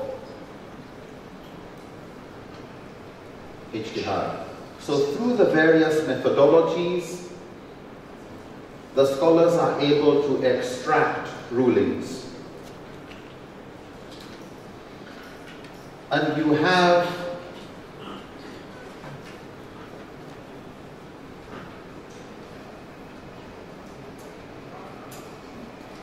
from these methodologies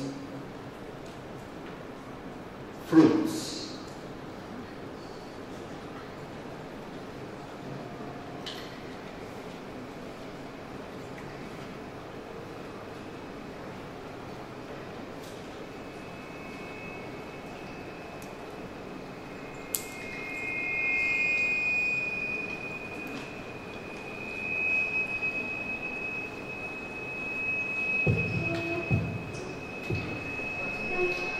Okay, so what we have here is using the various tools of usul, the methodology of ijtihad. If, for example, something is clear in the Quran and the Sunnah, then it will come up to give us an answer. So, for example, one of these fruits, this is the fiqh. Actually, you could say it's the fatwa. That this is halal or haram or makruh or mubah, that's the fatwa. You could describe it also as the hukum. we will discuss the difference between the two. But this whole area is called fiqh or law. So fiqh is derived from usulul fiqh, and the methodologies of usul derived from the Quran and the Sunnah. So by virtue of analogy, if we use the metaphor of the healthcare system, this Quran and Sunnah refer to the raw materials,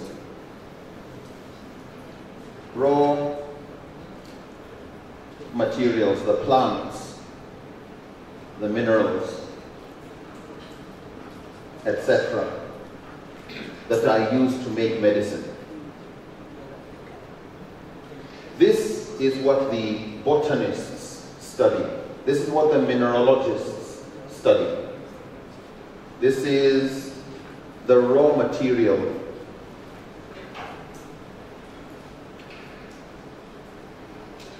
Usulul fiqh is the methodology of producing the medicine. It's the production of the medicine.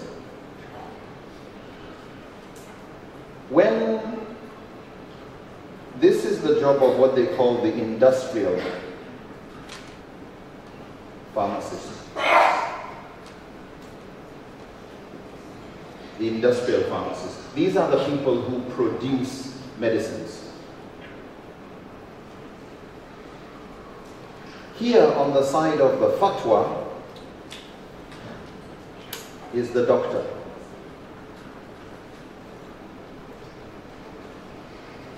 In the collection of the laws of fiqh, you have the chemist, or what they call the clinical pharmacist. So both the hukum on an issue or the fatwa would be given. Actually, let's leave the word hukum out. It's okay, you can leave it there. You can leave it there. So when you come to who is to prescribe the medicine, who's to deal with the patient, while all of these people are in the background, the person who deals with the patients, it's the doctor. He's the one who's got the qualifications, knowledge of urf, knowledge of priorities, knowledge of what is your darura, and all of that. If an industrial pharmacist who knows how to produce medicine is also qualified, he lives in the place, then he knows which kind of patient he produced his medicine for. So usually, the person able to produce medicines is usually able to administer. But that's not necessarily his qualifications. This person can live in any country and produce medicines for malaria, medicines for typhoid. But the doctor to administer has to be here. It's not done online, it's not done on phone. You want to see the patient.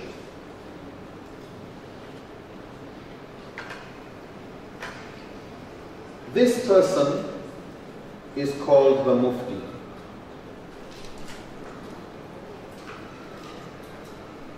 This person is called the faqih. He knows the medicines, he studies them, he's collected them, he doesn't necessarily administer.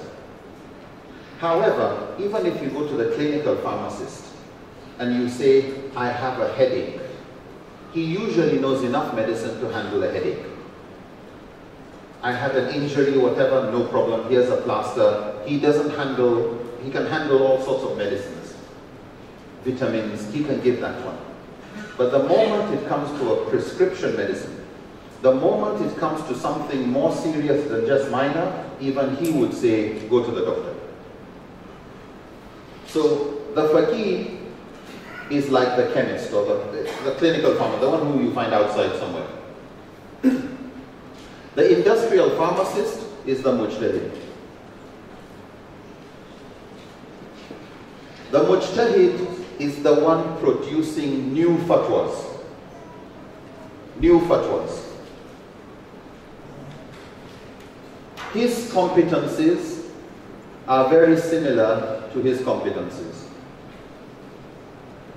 The main difference between the two is, number one, this person is a local. He is around. This person, he can produce different medicines for malaria. This is the person in touch with the patient. He describes what to give. Now, this mujtahid, over the years, and the groups of them, and all the methodologies, they have madhabs. They have schools of medicine, Ayurvedic medicine, and homeopathic medicine, and conventional, and this and this. These are all their madhabs. But they're all trying to produce medicine to cure. It is this one to say, you know what, we've tried this, it's not working, I think you should try something else. So that's all. These ones will continue to produce their medicines. But of the medicines that these ones produce, these are the medicines. Some are ripe, some are very ripe, some are still raw, some are rotten. As seasons change, as time passes, some of the ripe fruit will spoil. So these ones will have to come up with new fruits. And this one has to decide which fruit to pluck. There's a fatwa, it was good at the time, but things have changed, the seasons have changed, not that one. This is the job of the mufti. The mufti is the one who will look into the various madhabs and say, you know what, in this situation, this is what I will prescribe. Are we okay with this? Down here, you have the mufassir and the muhaddith. These are the scholars of Quran, the scholars of Sunnah. They are very interested in purifying the raw material to make sure it's clean. They're able to extract some of the active ingredient. They're able to help this person with the resources. But, as you can remember from the equations, it was not enough that a hadith was sahih. This person had other criteria. He would compare it with ijma, he would compare it with qiyas, he would compare it with amal, he would compare it with other things. He would see how did the Sahaba understand it. Not just it's authentic, it's clean, yes, but this will decide how much of this he would add as dosage in what he is concocting. If I use the idea of a shoemaker, between the faqih and the mujtahid, they're all into shoes. This one, you go to him with your torn shoe, he can repair the shoe. He can polish it for you. But if you come with a new size of foot, he will talk to this one, we need a new shoe. This one knows what's already in existence. He doesn't necessarily know how to produce a new one. That's for the industrial pharmacist. Again, this is just a metaphor to just help us with some idea regarding the different specializations and who's upstream and who's downstream.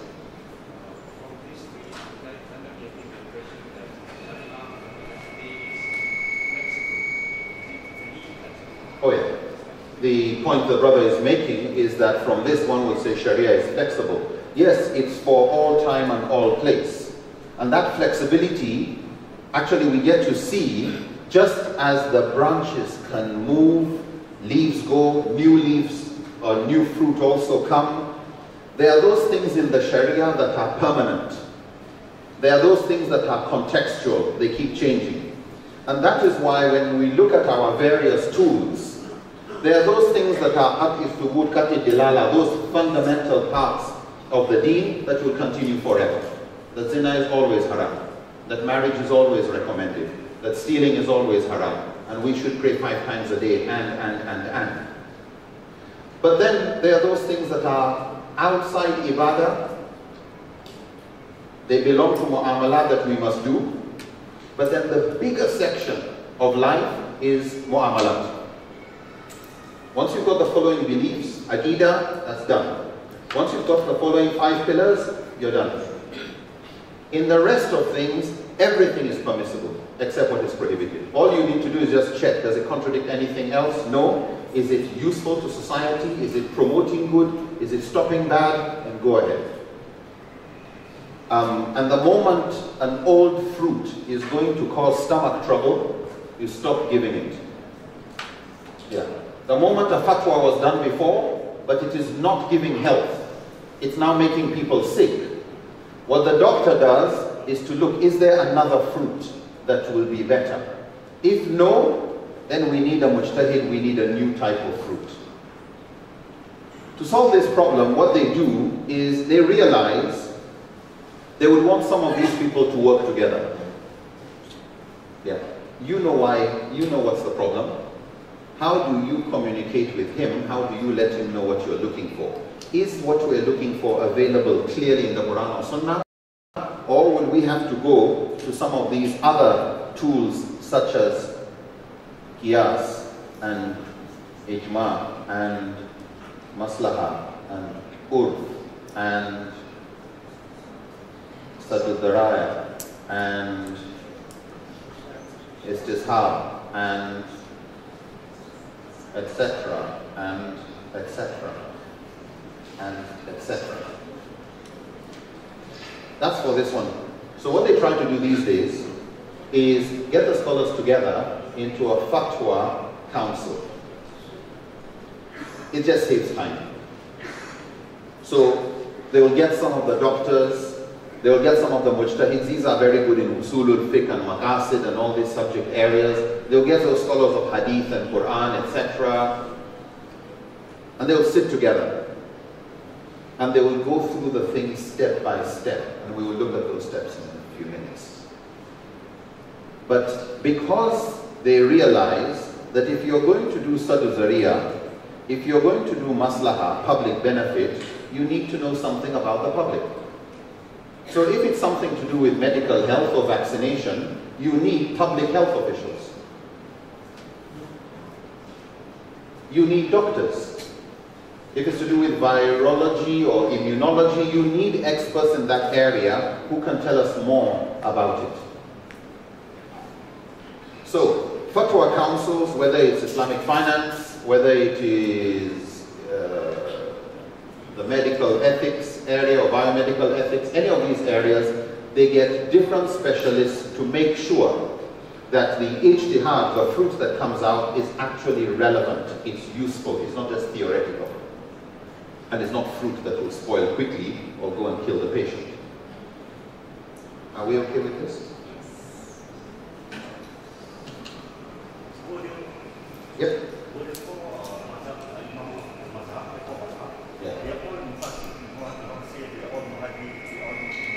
Okay. There are people who were regarded as mujtahid mutlaq. These were like absolute great scholars of the past, like Imam Malik, Abu Hanifa, etc. While they were known as mujtahids, the mujtahid is the highest qualification a scholar can reach. Nobody else is expected to represent the Prophet in his absence, like the mujtahid. Mujtahid, if you say the most highest qualifications, this is the guy who is expected to be well-grounded in tafsir and ulum al-Quran and ulum al-Hadith. He's supposed to be well-grounded in qiyas, ijma. He is expected to know the fiqh of those who came before. Has this problem been solved before? How was it solved? Instead of going ahead and producing new medicine, which you didn't need to do that. Do we know their mujtahids post-facto? Post-facto, after the fact? Yes. You see, if you're a patient, it's difficult for you to assess a doctor and you tell him, I think you're qualified to be a doctor. You didn't study medicine, so how do you tell a doctor you are qualified? And usually out of humility, the doctor will not say, the mujtahid will not say, I think I am now a mujtahid. Yeah, humble. They'll give their fatwas, and if you ask too many, sorry, I don't know, go and ask somebody else. They'll answer to the best of their ability, and they refer you to somebody else. So very often, you would see scholars later arguing on whether somebody was a mujtahid or not, whether another scholar was a mujaddid or not. So, Ibn Rushd, for example, Maliki scholar, he wrote the book Bidayat al-Mujtahid, which is considered as one of the most respected books that cover the subject of khilaf or comparative fiqh. And he didn't just handle differences, but he handled the differences in a way that was so representative of those who held that view that the Hanafis liked him, even though he's a Maliki scholar, because he presented their arguments to their satisfaction. And he presented the Shafi'i scholars to their satisfaction. In other words, he understood the Shafi'i usul, and he understood the Maliki and the Hanafi and the Hanbali usul. And he even had views of other mujtahid and other scholars that didn't belong to any of the present four. Some of them just went obsolete. The Jariri madhab of Imam al-Tabari died. Ibn Hazm has really just remained in academic circles, but is not a living madhab in that sense. And many of these mujtahids, as we said yesterday, belong to existing madhabs. They contributed to the madhab. They didn't feel there's a need to start a new madhab, but they started a new opinion or two new opinions within an existing madhab. So yes, very often it's after the mujtahid has died, or people you call mujtahids, and everybody seems to agree on the knowledgeable people know on this issue, this is the mujtahid.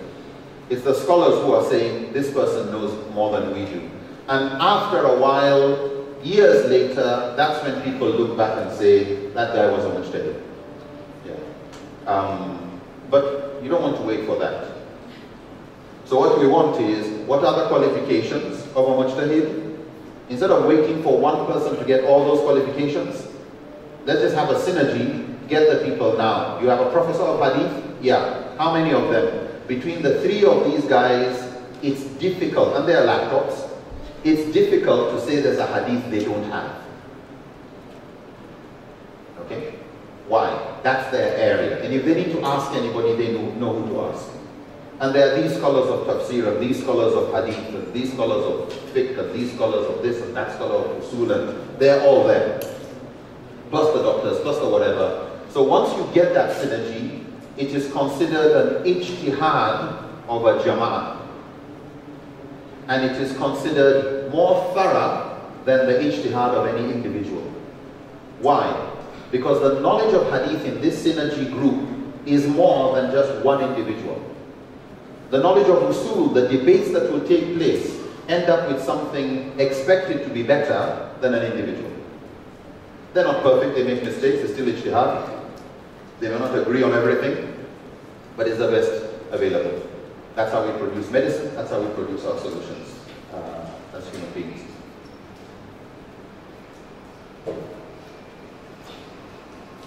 The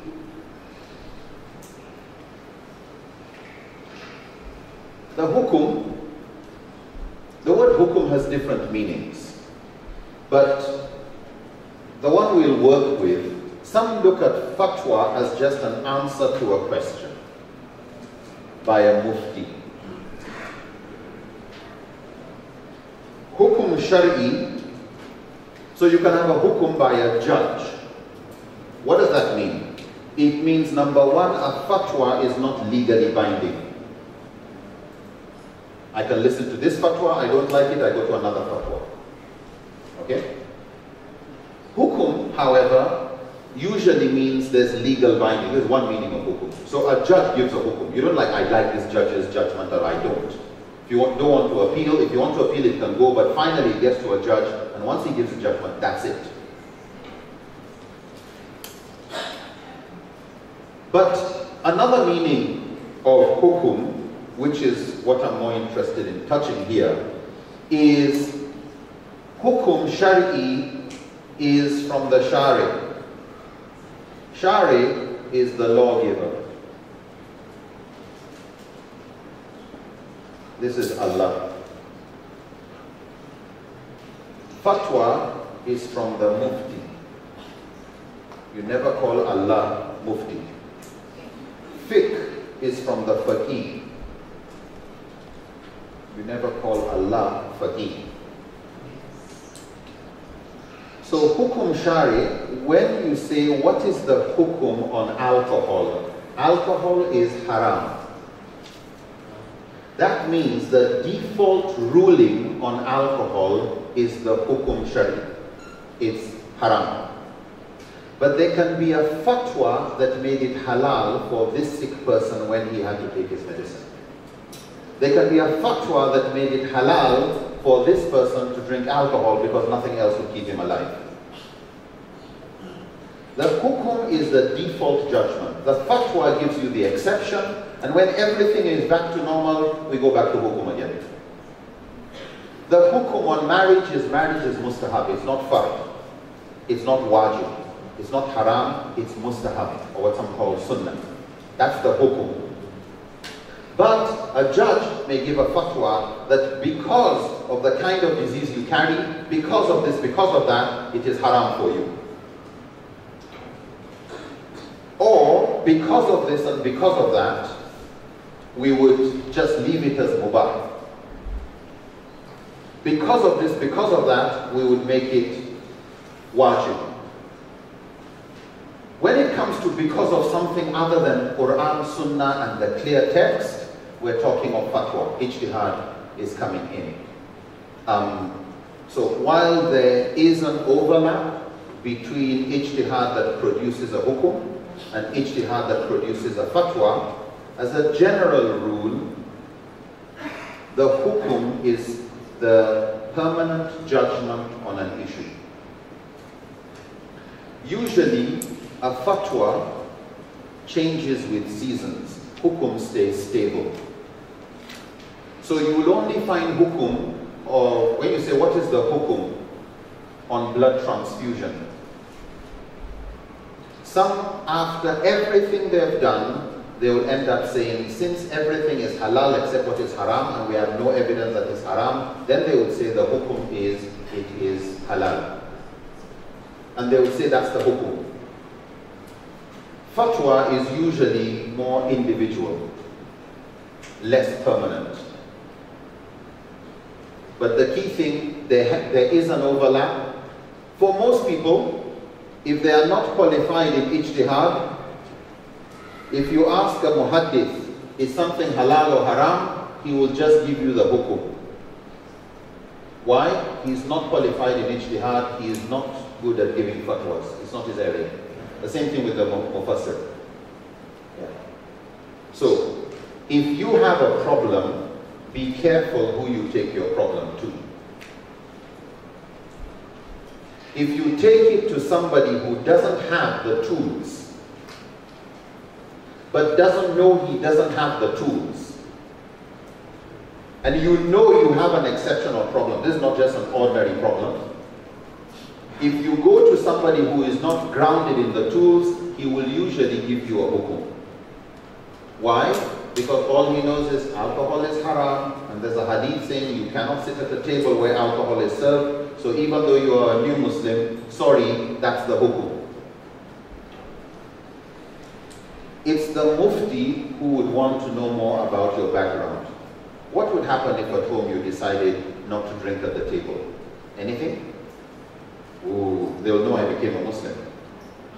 Then, I'm finished. What do you mean? I know what my uncle did, and I know what they will most likely do. They'll take me out of this school, send me to another school. They will make sure I eat pork, and if I don't behave well, they'll send me back to India or send me back to wherever. I'll be in deep trouble. Okay, so is this person in darura or is he in haja? And what would you do about it? We'll look at that. We leave that there.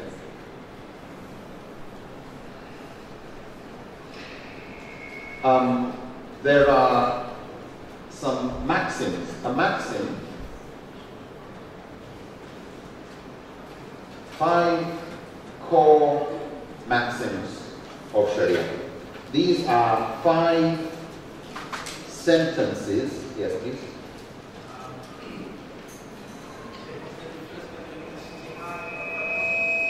The difference between ijtihad and fatwa. Fatwa, ijtihad is the reasoning and the process. Fatwa is the result. Usul is guiding the process. So ijtihad is what the scholar is doing, the process. Usul is how it should be done. And fatwa is the result, the equal to of the process. For maxims, there are 5 major maxims. Each one of them is a compact statement that summarizes a lot of what Islam stands for. Together, these 5 maxims summarize what Islam is all about. They hold within them the spirit of Sharia. They are derived from many verses of the Quran and many hadith. And some of their wordings come from hadith or are approximations of hadith. Each of them is accepted by the 4 schools, and every fatwa, every process of ijtihad, the development and construction of a fatwa, has to respect these 5 principles in the process of developing fatwa and in the application of fatwa.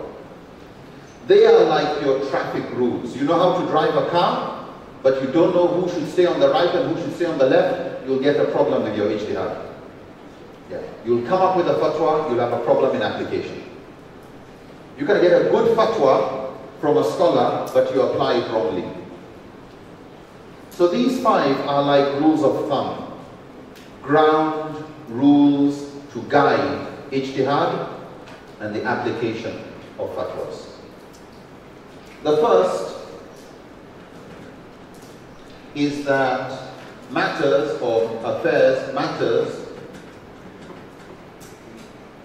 are judged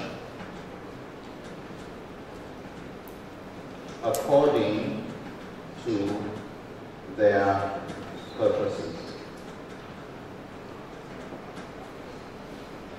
Al-umur bi maqasid. That things, affairs, policies, actions, anything will be judged as good or bad depending on the purposes they fulfill. In other words, purpose, does it meet the purposes of Sharia or does it go against the purposes of Sharia?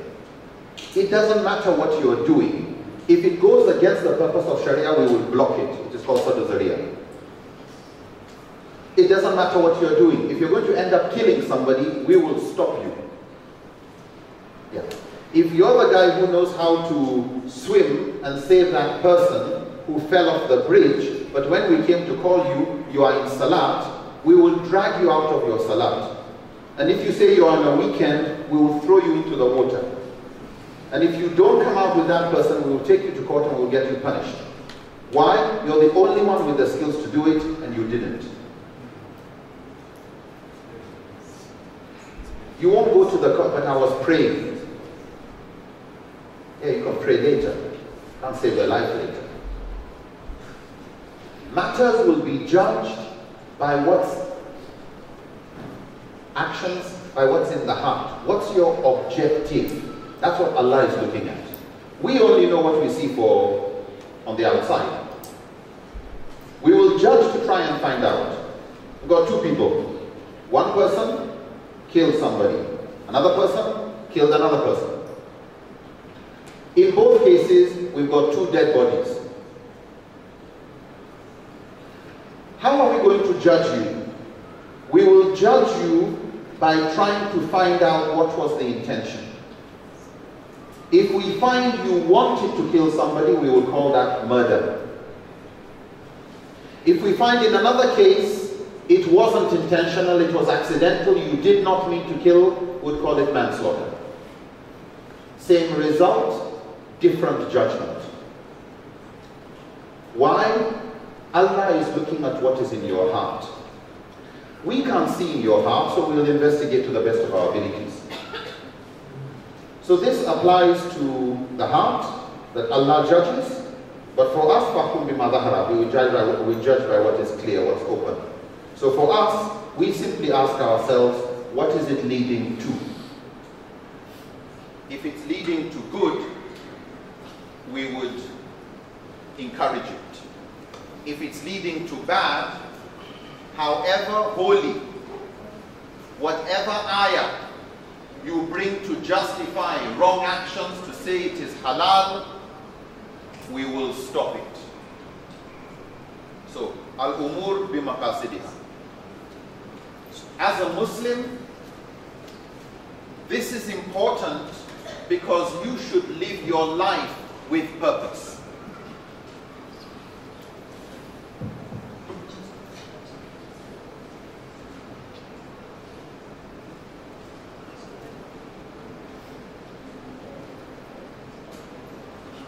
As a Muslim, you should live your life with purpose. You should have plans. You don't just do things in life. Al-umur, including your life, will be judged by whether you are able to fulfill your purpose or not. The second maxim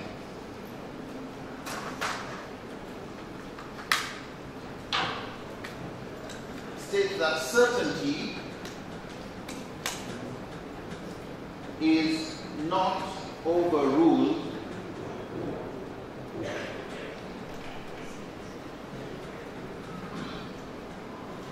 by doubt. Al-yaqeen la yazulu bi-shak. Certainty is not overruled by doubt. Certainty means something that is upright. Shak is anything that starts going this way. Whether it is wahan, whether it is shak, whether it's done, it's all in this maxim. Lesser evidence does not go over harder evidence. Okay? As a Muslim, you always go with the greater preponderance of the evidence. You don't live your life with doubt, you don't follow superstition. You are always asked, Qul hatu burhanakum, bring your evidence. But you don't just operate life as if truth doesn't matter. We should always move, even if it's on relative truth, move on relative truth you are more certain about. This is very important, and we will come back to this, because if you are certain that everything is halal except what is haram, doubt does not create a haram. Doubt does not create a fard. Yeah, you need yaqeen. Istishab comes from this. You are certain you did wudu? Yes. You are in doubt as to whether you spoiled it? Yes. Certainty is not overruled by doubt. Or you are even doubting you did wudu or you didn't do wudu. Yeah. You are certain 1 hour ago you didn't do wudu? I'm certain. Certainty is not overruled by doubt.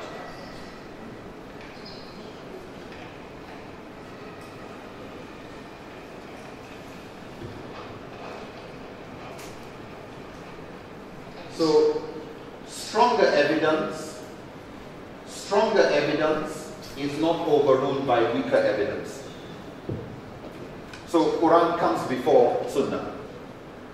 And Sunnah Mutawatir comes before this, and this comes before that.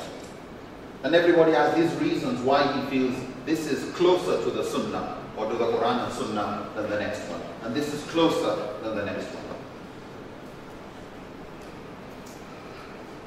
A third maxim is that hardship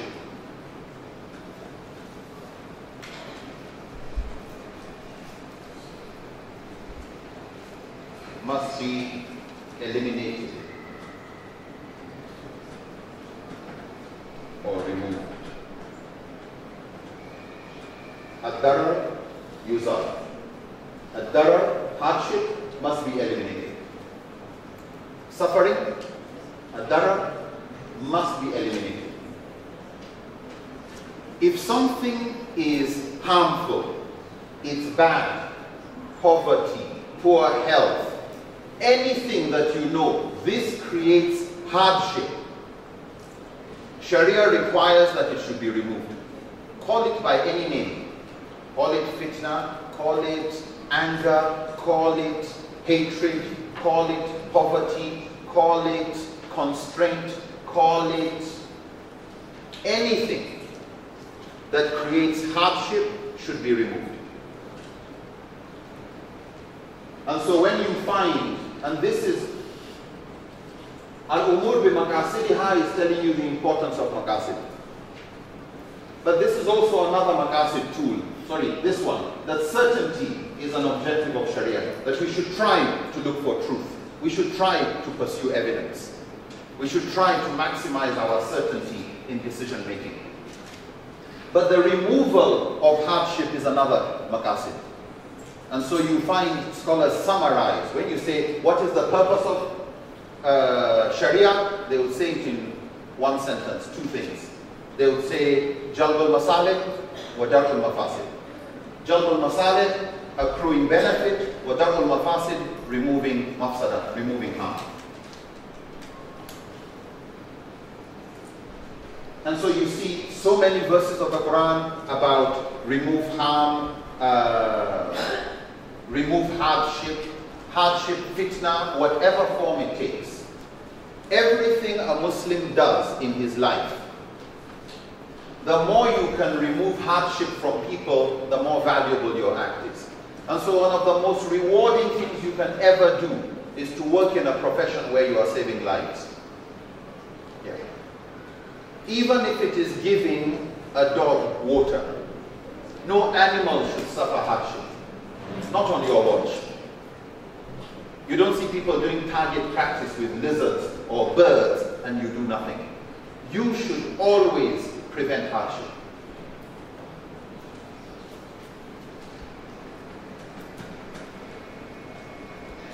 The fourth one, al-mashakka,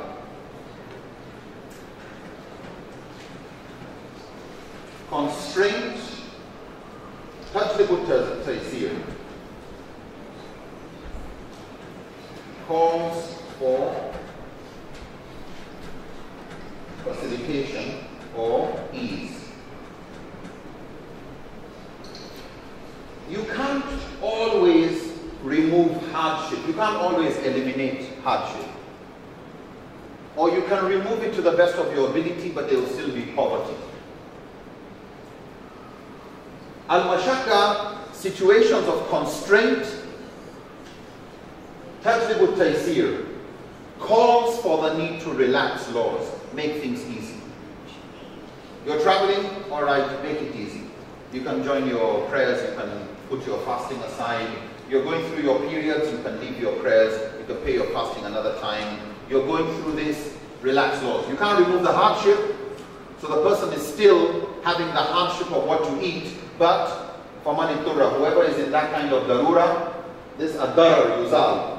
Okay, whoever is in darura, faman itturra ghayra baghin wala adin fala ithma alayhi. Whoever is in a situation of darura, not that they want to be, not that they want to enjoy something that is haram, they are really in dire necessity, Allah says, fala ithma alayhi. They have no sin on them when they do something that is haram. We'll look at that more slowly or more carefully. So, hardship must be removed. Darul mafasid, you must remove harm.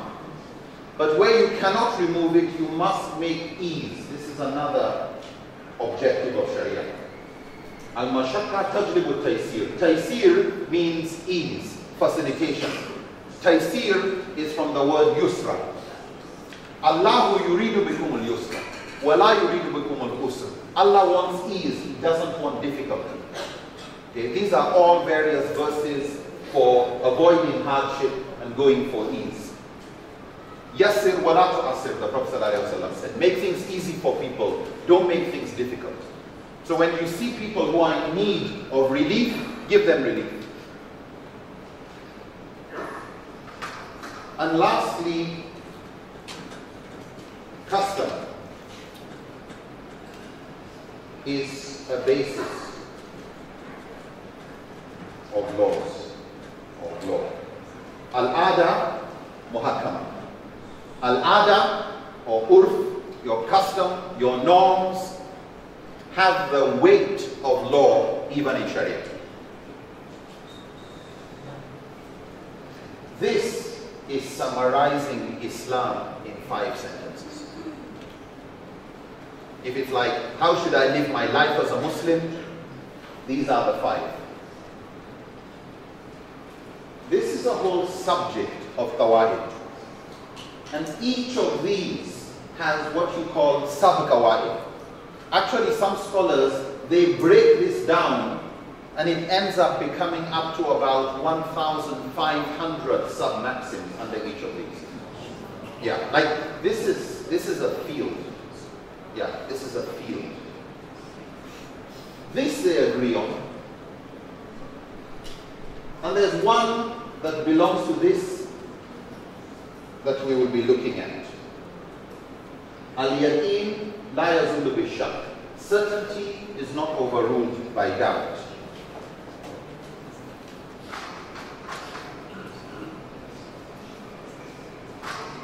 So, we've already discussed urf and why it is important. In Sharia, it comes with its own good.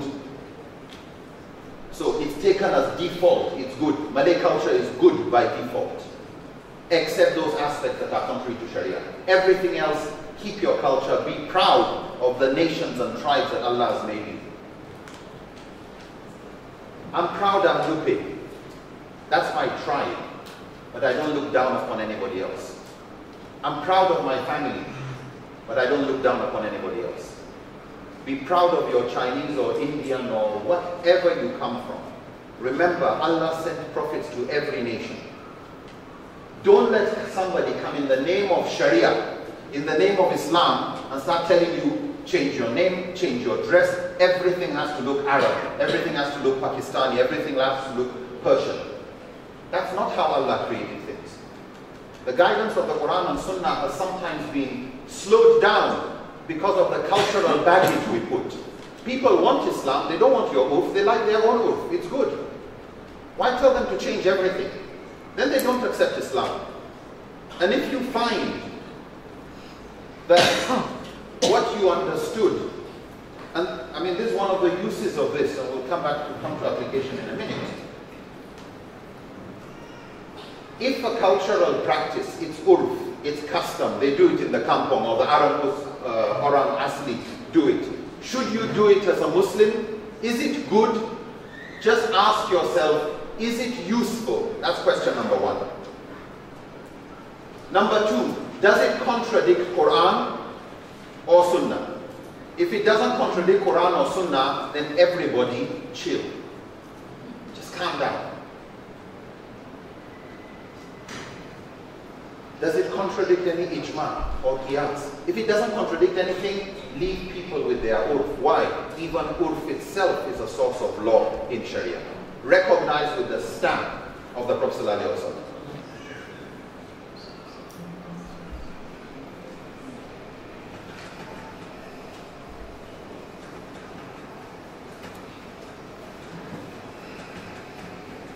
This maxim, al-yaqeen la yazulu bi-shak, the certainty is not overruled by doubt.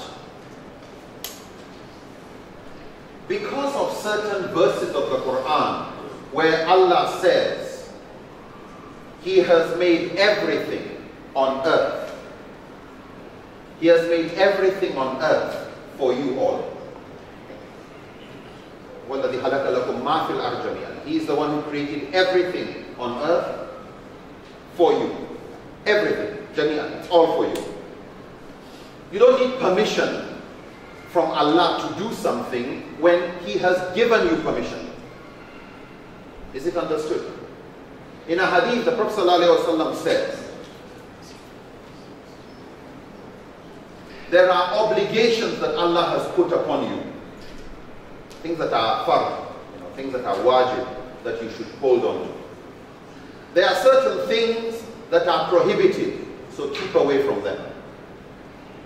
There are certain things that Allah has kept quiet about, not out of forgetfulness, not out of forgetfulness, but out of rahmah for you. So don't go and start asking about them. It's rahmah.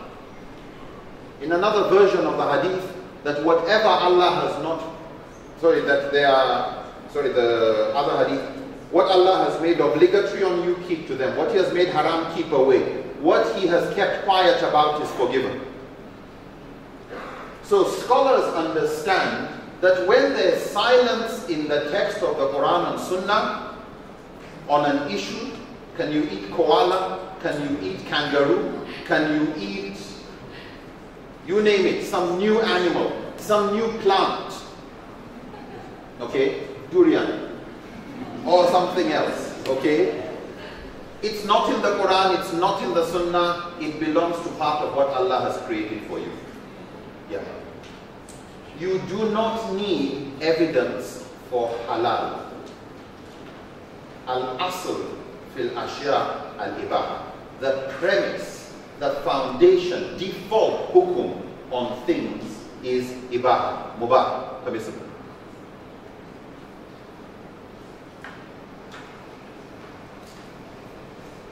And because you are sure that Allah has done that, they come up with a maxim that is derived from this, that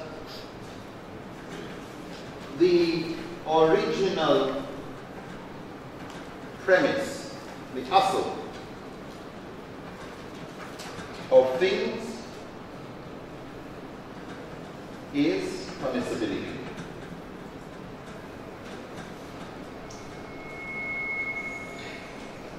Another way of rephrasing this, Ibn Taymiyyah says, whatever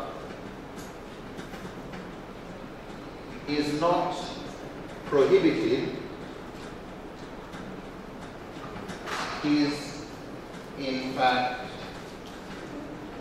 permissible. Whatever is not prohibited is permissible. This is telling you that everything is halal except what is haram. And because haram involves sin, it must be haram based on clear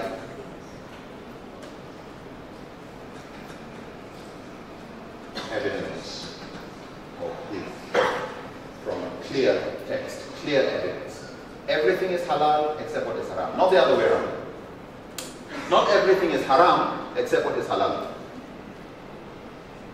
Can I wear this type of dress? Everything is halal except what is haram.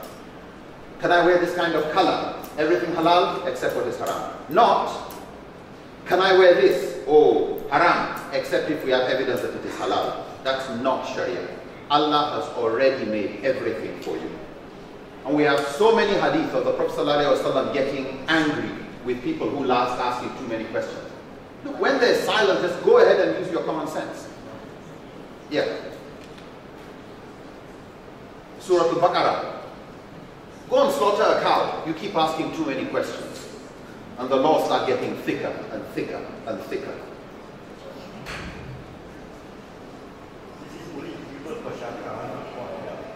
We'll come to that. So, this is the general premise, and for most scholars, the Shafi, the Hanafi, the Maliki, and the Hanbali, this is a general rule. Among some of the Hanafi, they take it, no, you cannot use or do anything with Allah's creation without Allah's permission. You can't use anybody's property without their permission. The others say, correct, but Allah has given us permission. Is it understood? So what a Subki, a Hanafi scholar, concluded was that so long as something is good, al-asl fil nafi'at. The basic premise in anything that is useful is ibadah. Okay? So anything good, the original premise is permissibility. If it's not prohibited, it is halal. Everything is halal except what is haram based on clear evidence or proof. General rule. The question is, does this apply to everything? Ibadah, aqidah, mu'amalat?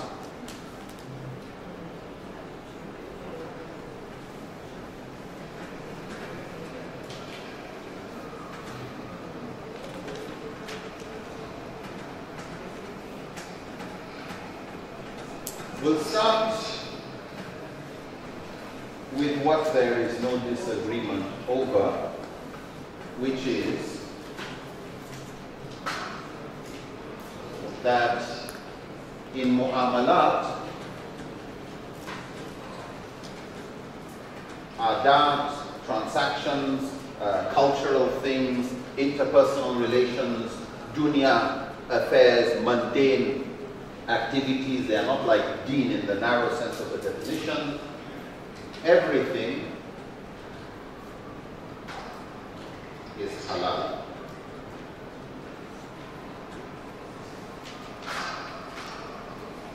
Except what is haram.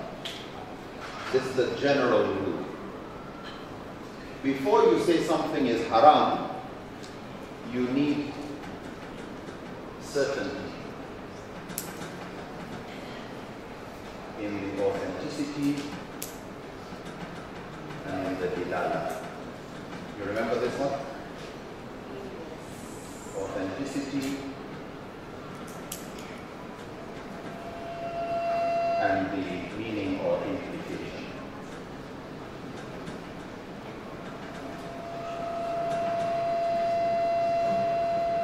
So, now, you need to increase certainty, whether it is qat'i or whether it's dhanni, but not shak, not wahm. Yeah. You need this al-yaqeen, la yazulu bi shak. Certainty is not overruled by it. You need stronger evidence. So, it's not just any evidence, but something that at least is strong enough to stand. So, you need that. Let's just put that as something that's important. You need to increase the certainty you have.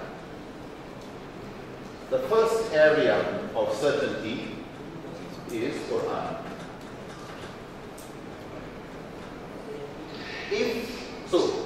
Somebody asked a question. I don't like to keep talking as if I like eating kangaroos. What's another example? Armadillo. Thank you. So, is eating armadillo halal? Everything is halal. All the armadillos are halal, except if you have evidence that it is haram, that is authentic, and that we are clear and agree on the meaning. If you have the evidence, if the answer is yes, that the Quran says it is haram, then all scholars agree it is haram. But since you don't have that kind of evidence, and the answer is no, the next authority would be hadith or sunnah mutawatir. If you have evidence from sunnah mutawatir that armadillo is haram, so you said yes, then all scholars would agree it is haram. If somebody says, do we have a hadith? And our hadith scholar says no. No mutawatir. Alright. Do we have a single chain hadith?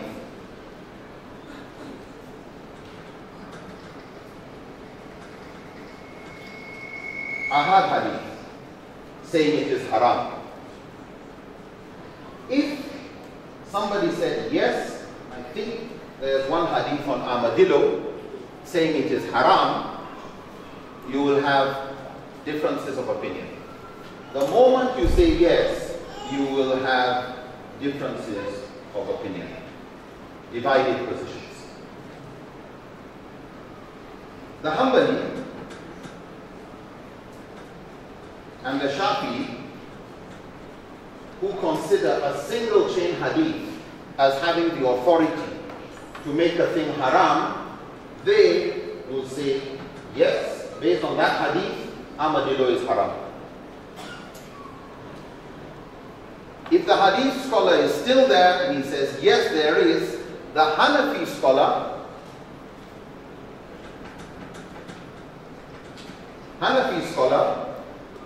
would say, all right, I will respect the hadith, but it's not enough for me to say it is haram, because it's an ahad hadith. But an ahad hadith can do what is called makruh tahrim. Do you remember the 7 for the Hanafi? Yes. So they would say it's makruh tahrim. The Maliki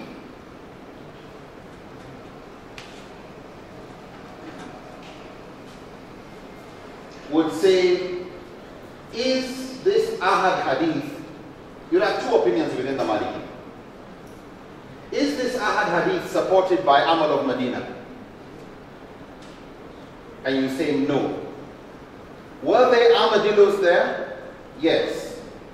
If there were, and there's nothing saying that they considered armadillos to be prohibited, we don't have anything there, all we have is a hadith alone saying it is haram. So you said the hadith is there, Malikis will say, sorry, it's not supported by Amal of Medina, so it's shadh.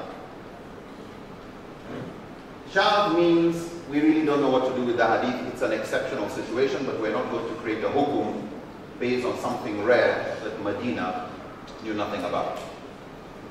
Another group of the Maliki would say, single chain hadith, and there are other things to eat, and you trust it, then we'll just say makruh.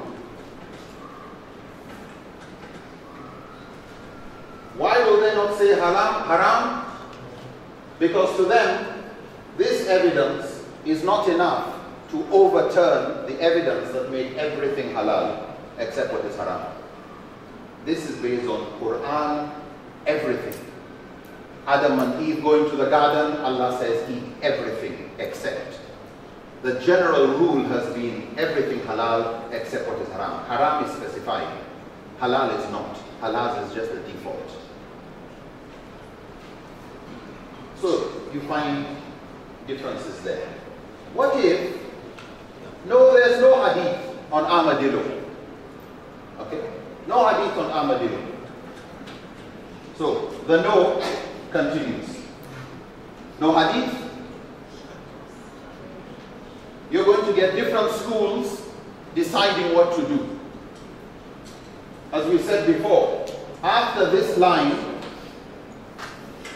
after here, is it in Quran? No. Is it in Hadith? No. Actually,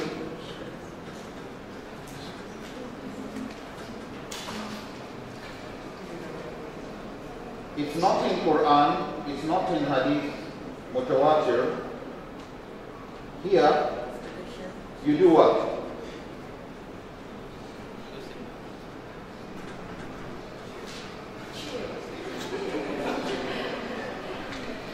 You calm down. Just wear your seatbelt. Don't stand up. Don't get angry. Scholars greater than you will differ. Is it understood? Yes. And from here onwards, you can see, because for some, the next authority should not be Ahad Hadith, it should be Amal of Medina. For others, they would like to first ask, wait a minute, before we go into that, what does ijma?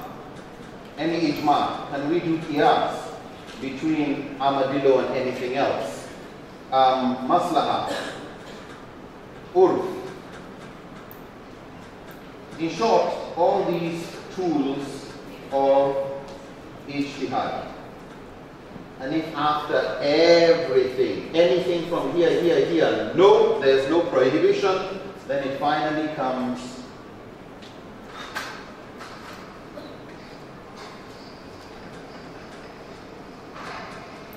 halal. Why? Because it's really, this is back to original. Everything is halal, except what is haram. Haram, you need a process to make it haram. If you can't make it haram, it goes back to halal again. What's the point we're making here? That there's a systematic approach for scholars when they are going to try and separate how they feel about an issue and what is the hukum of Sharia on an issue. Not I like it, I don't like it. No, you have to stop and ask yourself. When somebody says birthday parties, okay, your neighbor or somebody wants to celebrate their birthday. First question, is it ibadah or is it mu'amalat? If it is ibadah, then you will have differences of opinion among scholars. If, however, you say, no, birthday is not ibadah, it's urf, it's custom of Western or this country or that group. Is it custom? Yes. This custom, is it under ibadah or mu'amalat? You say it's mu'amalat. Then they will say everything is halal except what is haram. Not whether you like it or not. Do you have an ayah? If you say yes, bring it. If we are satisfied that it is qat'i, dilala, making it haram, then we will all say haram. No need to go further. If you can't say it is haram, we go to the next step. Anything in hadith mutawatir. If it's not haram from here, then please calm down. Put the shower on, go have a bath. You know, just relax. Don't create hatred.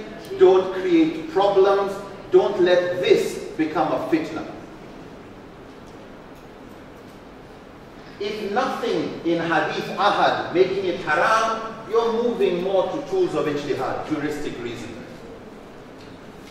Of course, for your birthday, they can say, yes, in your birthday you have alcohol. Okay, then the alcohol is the problem, not the birthday.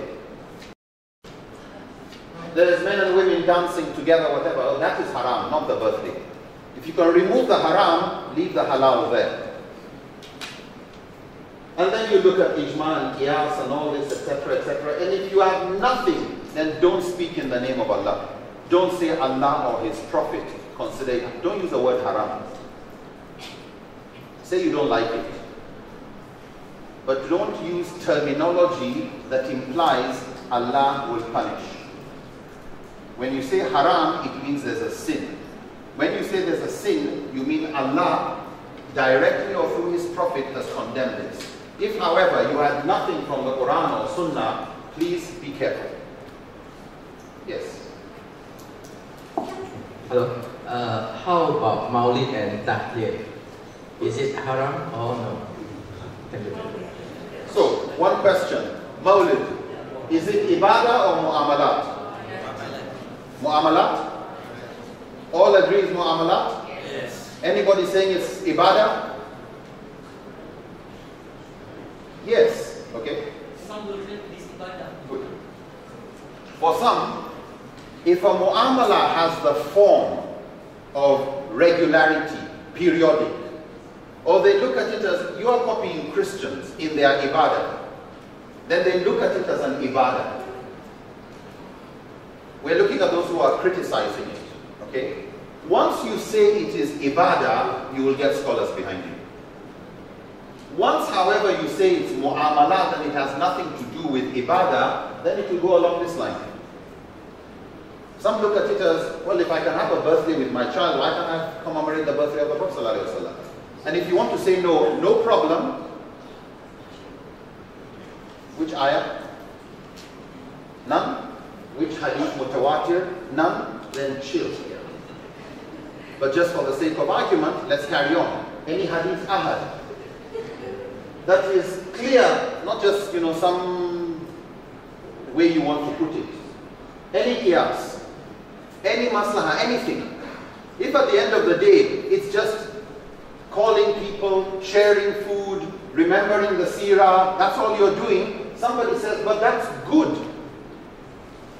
and there's nothing wrong with it, then it goes back to the premise, everything is halal except what is haram. This is mu'amalat. From armadillos to kangaroos to all of them. Shark fin soup.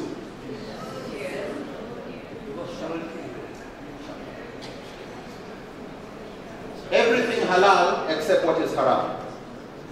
Anything clear in the Quran against sharks or shark fin? Nothing. Anything in mutawatir hadith? Nothing. Anything in ahad hadith? Nothing. Anything in ijma? Nothing. Anything in qiyas? The Prophet ﷺ forbade. One of the things that some of these Jahiliyyah people would do, the guy is traveling, he feels hungry, where should I get some food? He will get a knife and cut a part of the hump of a camel, live camel. Cut it, the Prophet said that is haram and that thing is najas. You can't eat it, it's prohibited.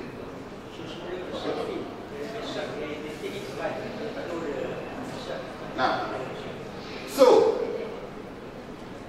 while you don't have anything clear, Quran, Sunnah, whatever, you do have an illah of cruelty to animals that makes the fin najas and haram for you to treat an animal that way. So from here it will be blocked. And the scholars would have no problem with that. Why? The qiyas is too solid. Where they will have a slight problem is where the question is all shark fin produced that way? If the answer is no, there are a lot of sharks that people will catch to eat and they will use the fin, then it's difficult to say haram. However, when they move down, you remember Sadr Dariya? Yes. If to block the means, they feel there's a way of blocking, they will look for other alternatives, regulation, all sorts of things they would do. Instead of saying don't touch sharks, everything, they will block that means. They will look for other means of regulation. But they will be concerned about solving that problem. I got 30 minutes. Yes? How about Tahlil Arwah, where they do like a kanduri after a person passed away? And the second question is there a thing called Bid'ah Hasanah? Thank you. This mu'amalat, your tahlil, is it mu'amalat? Ibadah, then it's not this. Okay? What's the other one you asked? Bid'ah Hasanah. Does bid'ah apply to mu'amalat?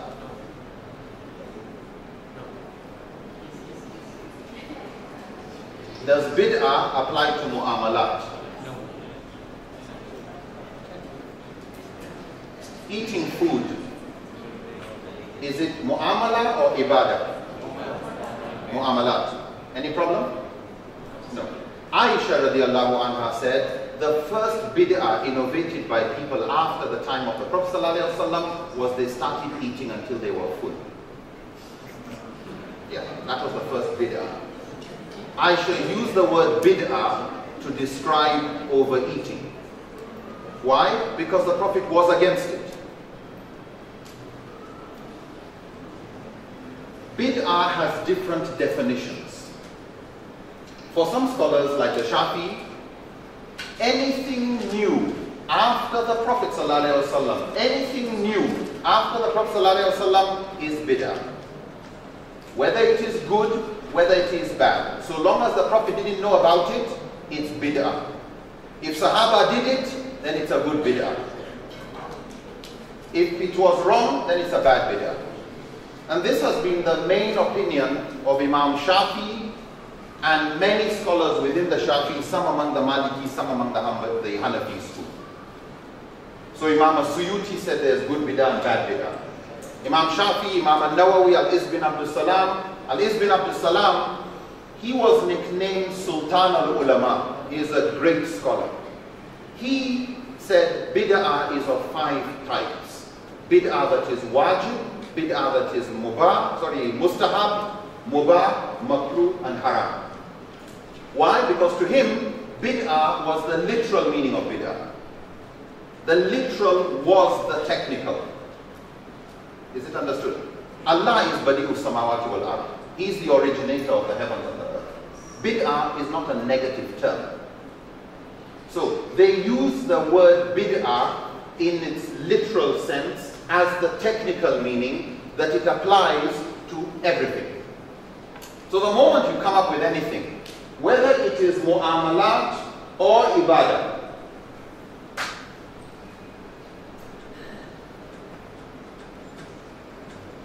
they still use everything as halal except what is haram. So if you're going to say some dhikr group is haram, and you say it's ibadah, no problem. Bring us the evidence from the Quran, Sunnah, Ahad. Find one way of telling us it's haram. If you can't say it's haram, it goes back to halal. Do we understand that paradigm? I'm not saying it's right or wrong. I just want you to understand it. Do we understand it? So for these scholars, when it comes to ibadah, they ask questions like, did the Sahaba operate on the assumption that in ibadah everything was halal except what is haram? Or did they operate under the assumption that in ibadah everything is haram except what is halal? Because for some scholars, they took it that in ibadah everything is haram except what is halal. And for you to say something is halal, it needs to have evidence from the Quran, from the Sunnah, or Ijma, or companions.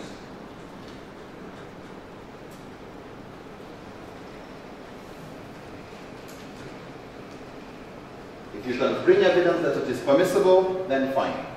Other scholars would add plus all these ijma, or what we call tools. But generally, they would take it the default in ibadah is everything haram except what is halal.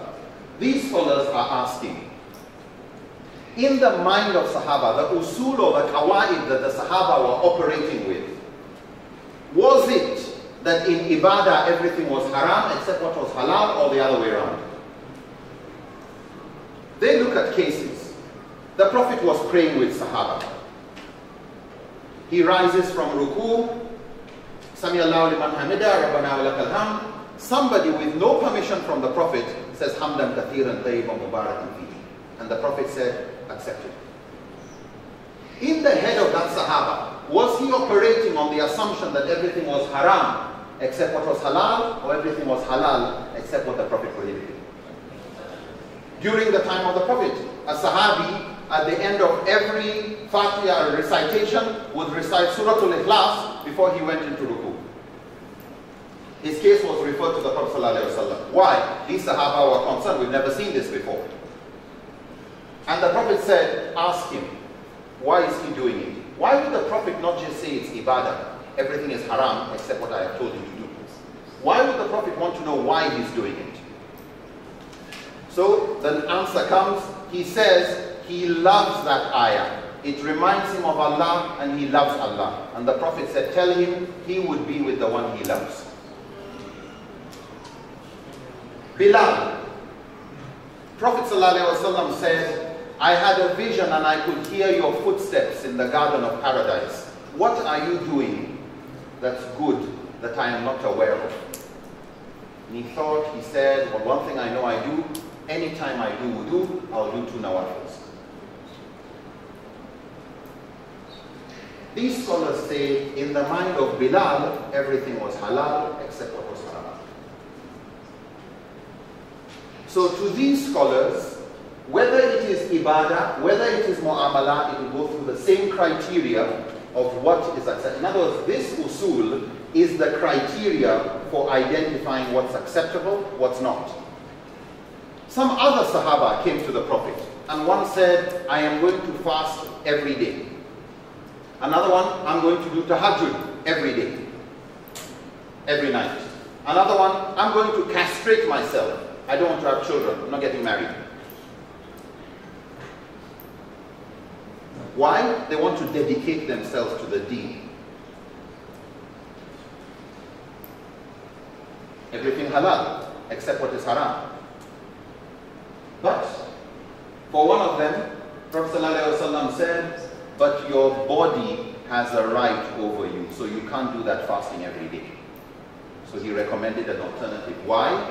Because what he was doing was contradicting the rights of the body. Your body is a gift, you have to take care of it. Suicide is not yours. It belongs to Allah, you have to take care of your body. In other words, the rights of the body conflicted with what he wanted to do. The other one, I'm going to spend all night. Yeah, but you are married and your wife has a right over you. She has a right to sexual relations, and therefore what you want is conflicting with an existing right of the wife. You're marrying her with the understanding that she has a right to sexual relations. So what you want contradicts something that's already in the Sharia. We would have said yes, but it creates a problem somewhere else on the rights of the wife. And the other one, I'm not going to marry. Oh, that contradicts my sunnah. Yeah. So, what these scholars say is, everything is halal except what is haram. Any bid'ah you come up with, we will assess it on its merit, whether it's ibadah or mu'amalat, and they will take it through the process. That's one perspective. The other perspective, which is held by Imam Ibn Taymiyyah, Imam Shatibi, number of other great scholars, they take it that the Prophet said, follow my sunnah and the sunnah of my rightly guided. So in areas of ibadah, if the Prophet did it and the Sahaba did it, then it's fine. You cannot call it bid'ah. But since in many hadith, kullu bid'atin dalal, it described bid'ah as dalal, as misguidance, then they understood bid'ah by definition is misguidance, that there's no good bid'ah. But these understood the word bid'ah as specific. Ibn Taymiyyah does not talk about, and Shatibi do not talk about bid'ah in mu'amalat. So when they say kullu bid'atin dalal, they don't mean kullu means kullu in mu'amala and ibadah. They mean kullu in ibadah. And ibadah usually stands for ibadah and aqidah. The other ones who say kullu bid'atin dalala are also not saying kullu means kullu, but kullu bid'atin dalal, every bid'ah is misguidance if it contradicts Quran and Sunnah. They all understand the hadith, they all qualify it differently. For Ibn Taymiyyah and others, everything haram except what there is evidence. If there's no evidence, don't do it. So if after prayer you want to sit and do dhikr, they would say, wait a minute, ibadah, yeah, don't do it until we get permission. Is there anything in the Quran that says you can sit together and do dhikr together? No. Anything in the Sunnah? They say no. Anything in the practice of the companions? No. Then stop it. Then stop it. You got enough dhikr and everything to do. Don't add excess baggage in the deen. Keep Islam simple. Other people had good ideas of good bid'ah. That's how they got Christmas. That's how they got all sorts of things. So, in many of these, of course, this group will say, but this kind of thinking was not the thinking of the Sahaba. But they will say, but it was the thinking of Abdullah bin Umar. But they would say, but Abdullah bin Umar was not regarded as one of the mujtahids among the Sahaba. When you say the scholarly ones who did fatwas that were recognized in ijtihad, it was Umar, Abu Bakr, Aisha, Zayd, Ali, etc. However, it's still the opinion of a Sahaba, and it still has its grounding. This is very, from the Maqasid point of view, this opinion is trying to do sadr-zariyah. It's trying to protect acts of ibadah, keep them simple, keep them the way the Prophet left. If you want to be creative, go and do so in mu'amalat. Yeah, go and solve poverty, go and improve the education, go and do mu'amalat and improve things. Leave ibadah the way they were. So this is concerned about a good interest. They want to protect the deen. This group is interested, even though it sounds academic, it's interested in protecting the procedure and the paradigm, the mindset of how did the Sahaba think. So one group would look at bid'ah as being in ibadah and in mu'amalat. And it can be good and it can be bad. Bid'ah like overeating, Aisha would describe as bad. Ibn Taymiyyah and others do not recognize bid'ah in mu'amalat. They say, no, the topic of bid'ah, we're not talking about mu'amalat. It's in ibadah and aqidah. Because the difference of opinion on this topic comes from the usul, it's on the equations. You will not solve this by quoting scholars. You will have to convince those who hold this view that it is wrong. And you've got a big job because you have many usul scholars holding this and many usul scholars holding this. This is where difference of opinion, particularly for people like us, just respected. But what do they all have in common? They all agree that any innovation that contradicts the Quran and Sunnah would be prohibited.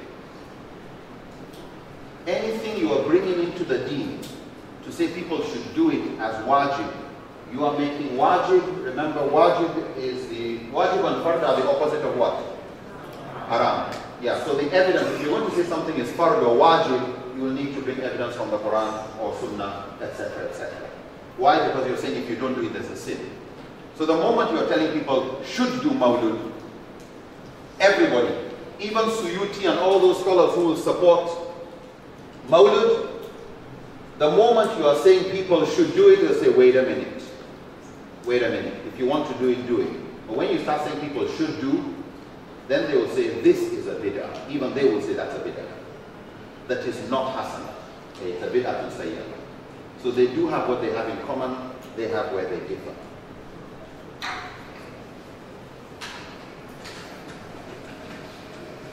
The more important part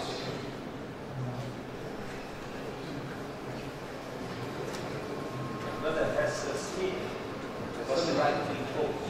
Just a minute, please.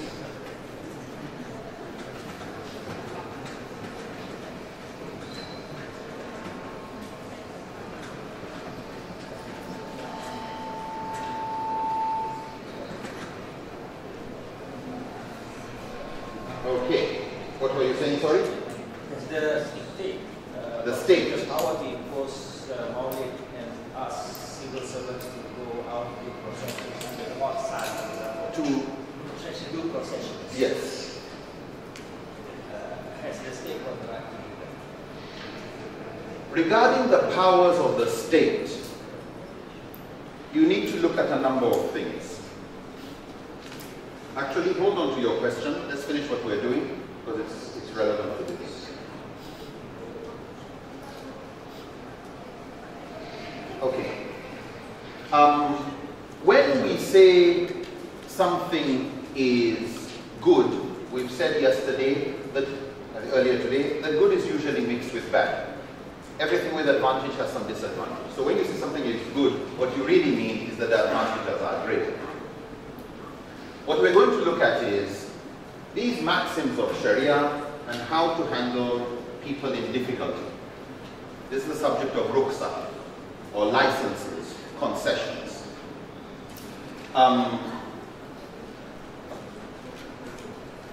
When somebody is in difficulty, the scholars all agree that if he is facing or she is facing darura, dire necessity, real fear for threat of life or actual threat of life, when it comes to darura, everything is permissible for the person in darura. That one is not a problem because there's ayah to back that. The issue, another thing, When somebody is not in darura, the next problem is he is probably in haja. Haja is a level of difficulty that is not as serious as darura. So, a person whose daruriyat, these are those maqasid, those objectives of Sharia that are essential for life, essential for decent, humane living. If the daruriyat, those essentials like food, like medicine, if they are threatened, the person whose daruriyat has been threatened is described as being in darura. Are we together? Hajiyat, if your hajiyat, which are those things that support the darura. So let's just say these are essential things for life sustenance. These are darura. Then all the agriculture and security that prevents people from falling or life being threatened, these are the hajiyat.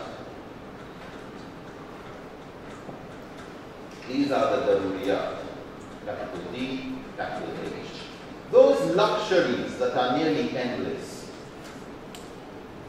the ice cream, the cheesecake,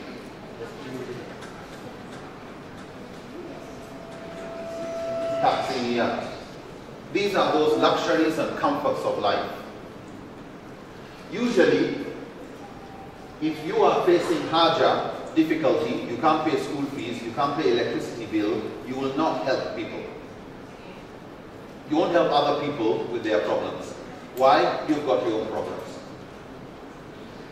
But if you are facing tahsini, you are in a level of comfort where it's easier to solve other people's problems. So tahsini is a maqasid. But this is the priority. Daruriyat, hajiyat, and tahsiniyat. When tahsiniyat are threatened, there's no ruksa, there's no concession. Okay? You can't have the ice cream, you will not be allowed to do something haram. When the daruriyat are threatened, you will be allowed. When hajiyat are threatened, this is where I'd like us to look at a bit more carefully in the next 2 minutes. General rule. The greater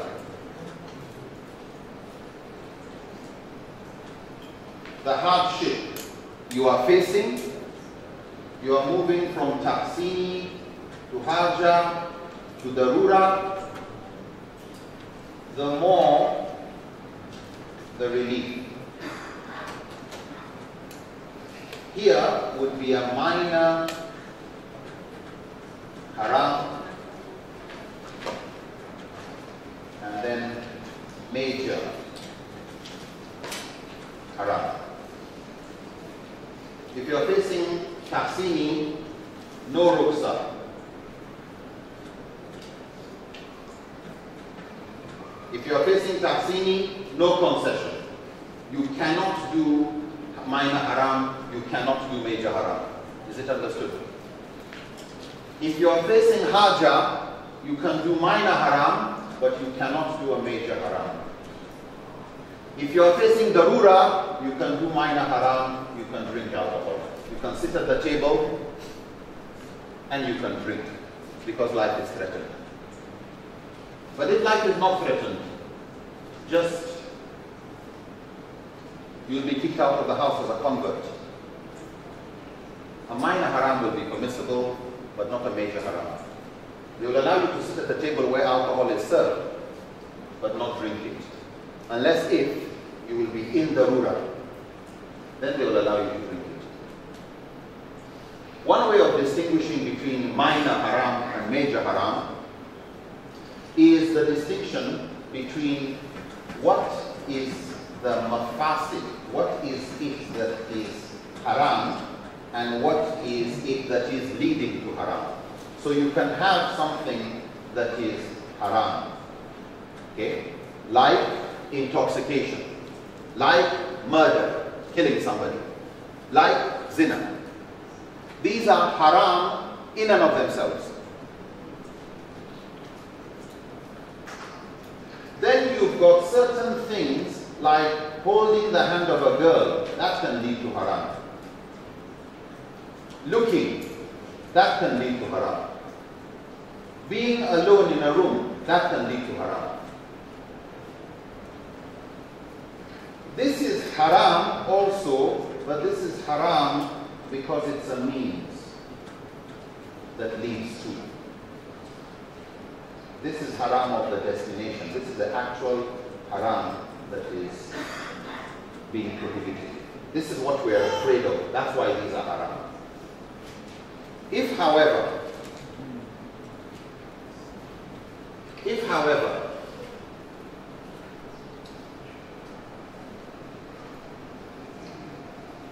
so zina is haram.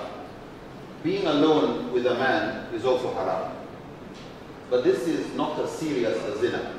Are we together? This is haram because it leads or could lead to zina. Don't touch her on any part of her aura. Don't touch a woman who is not halal. Why? It could lead to zina. Don't see the aura. It could lead to. However, when a woman is facing a haja, she wants to find out if her illness or whether she has cervical cancer or not. She's been advised, check every 6 months or check every so often. She's not in darura, life-threatening, whatever. She's not in that. But she's in a state of haja. If there was a gun at her head, do zina or you will be killed. If she does zina, there is no sin on her. Do we understand? Because life is threatened, the haram, the major haram of the ends will be permissible because she's in a darura situation. But if she's in a haja situation, not darura, then the haram still stays haram, but she can stay alone with the doctor. He can test her to see what's wrong with her. Why? Because she's in a state of haja. Are we clear on this? So, as we discussed yesterday, there was a Sahabi who was allowed by the Prophet to wear gold nose or mold, even though gold is haram for men. Another Sahabi, Zubayr, he had skin problems, scurvy. It's not darura, it's not killing. But the Prophet allowed him to wear silk. But silk is haram. But it's not a major haram. It's not haram of the ends. It's a haram of showing extravagance. So number one, when an individual is facing darura, so individual plus darura,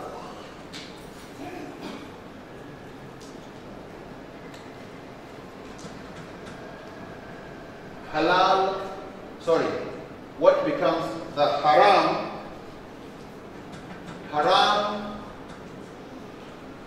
of means. Those minor ones that lead to are become halal. If an individual is facing darura, then the haram of the ends are also halal.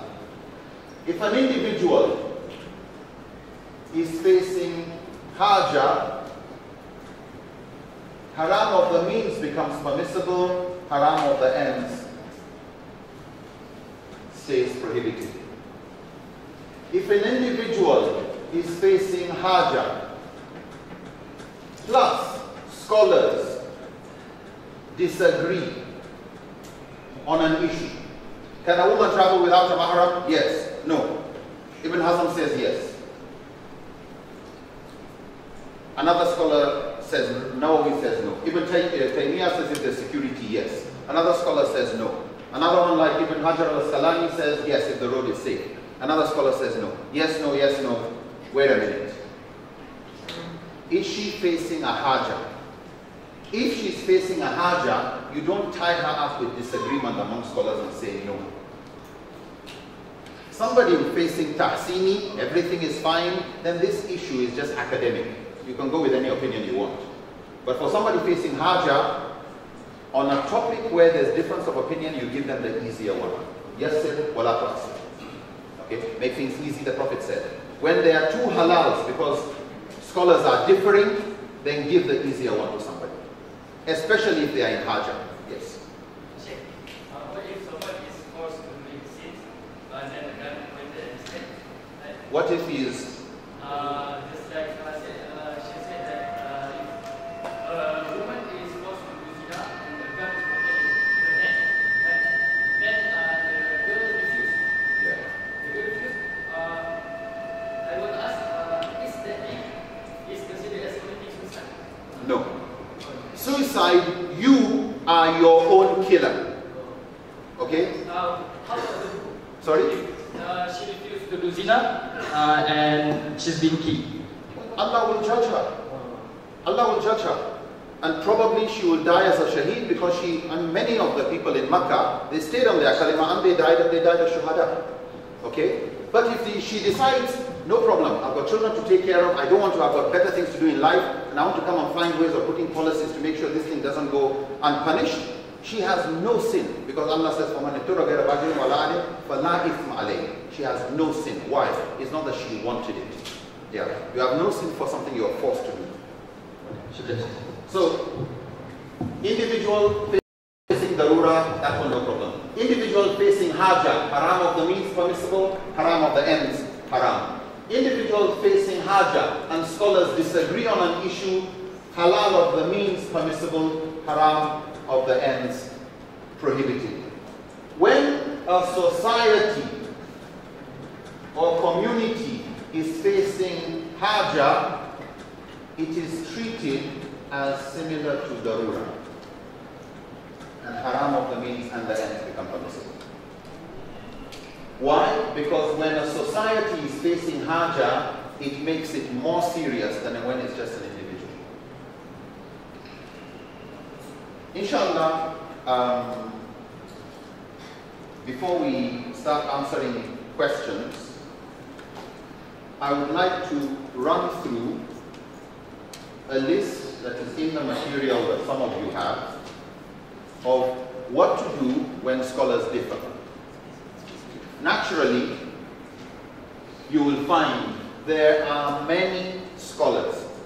This kind of assessment of the person who embraced Islam and wants to know whether he can eat pork at home, whether he can sit at a table where alcohol is served. Some scholars view the hadith as permissibility, or none of this hadith applies to sitting at a table where alcohol is served by Muslims. In other words, Muslims are doing wrong. But do not consider it prohibited sitting at a table where non-Muslims are drinking alcohol. So you have some scholars who have that difference.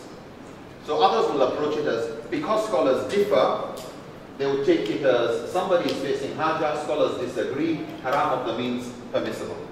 Others would take it even without difference of opinion. It's an individual facing haja, haram of the means becomes permissible. If the person is facing haja and it's haram of the ends, but there's disagreement among scholars, it is also halal. Why? Because it's not all scholars that even make it haram. Sorry for that mistake.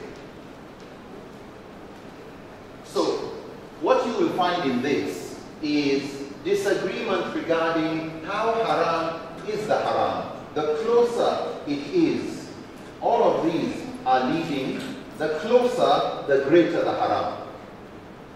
And so scholars will differ there. How serious is your problem? is it really Haja or is it closer to Taksini? We can draw a line here, but in reality there's no line. It's a gradient. Okay? In reality, it just gets worse and worse as you move. So this is a relative judgment that only somebody who is very close to the situation can assess. So naturally, you will have differences of opinion among scholars here.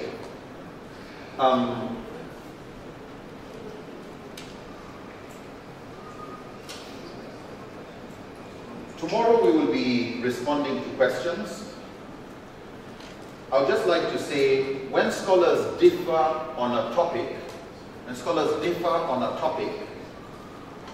scholars propose different approaches for solving differences. They have a set of proposals that they give to fellow scholars.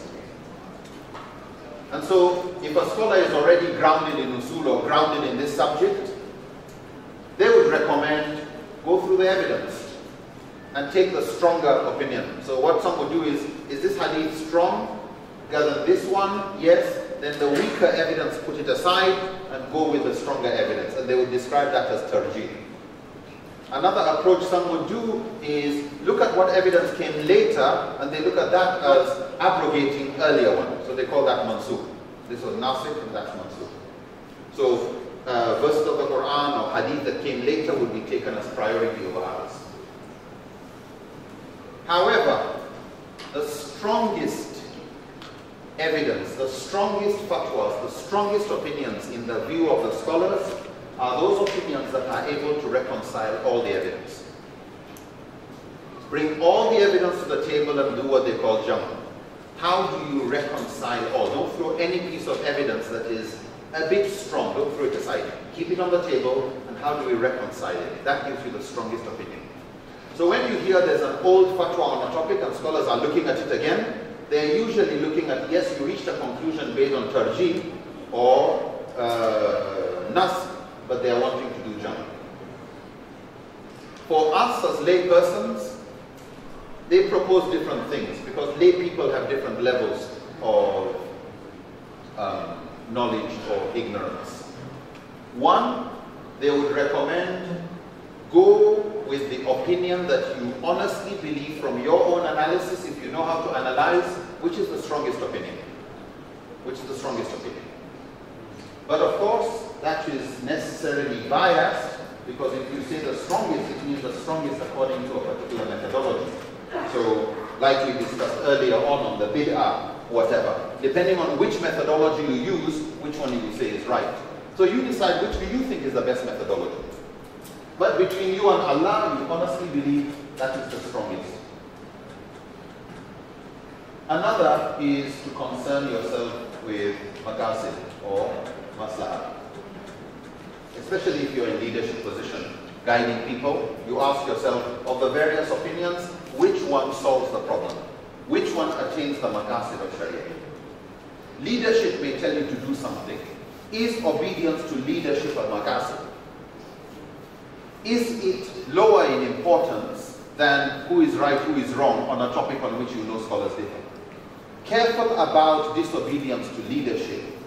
If the leadership is telling you to do something that is not clearly haram, if it's telling you to do something on which scholars differ, remember anything leadership tells you to do well on scholars differ, you'll always have somebody who will differ.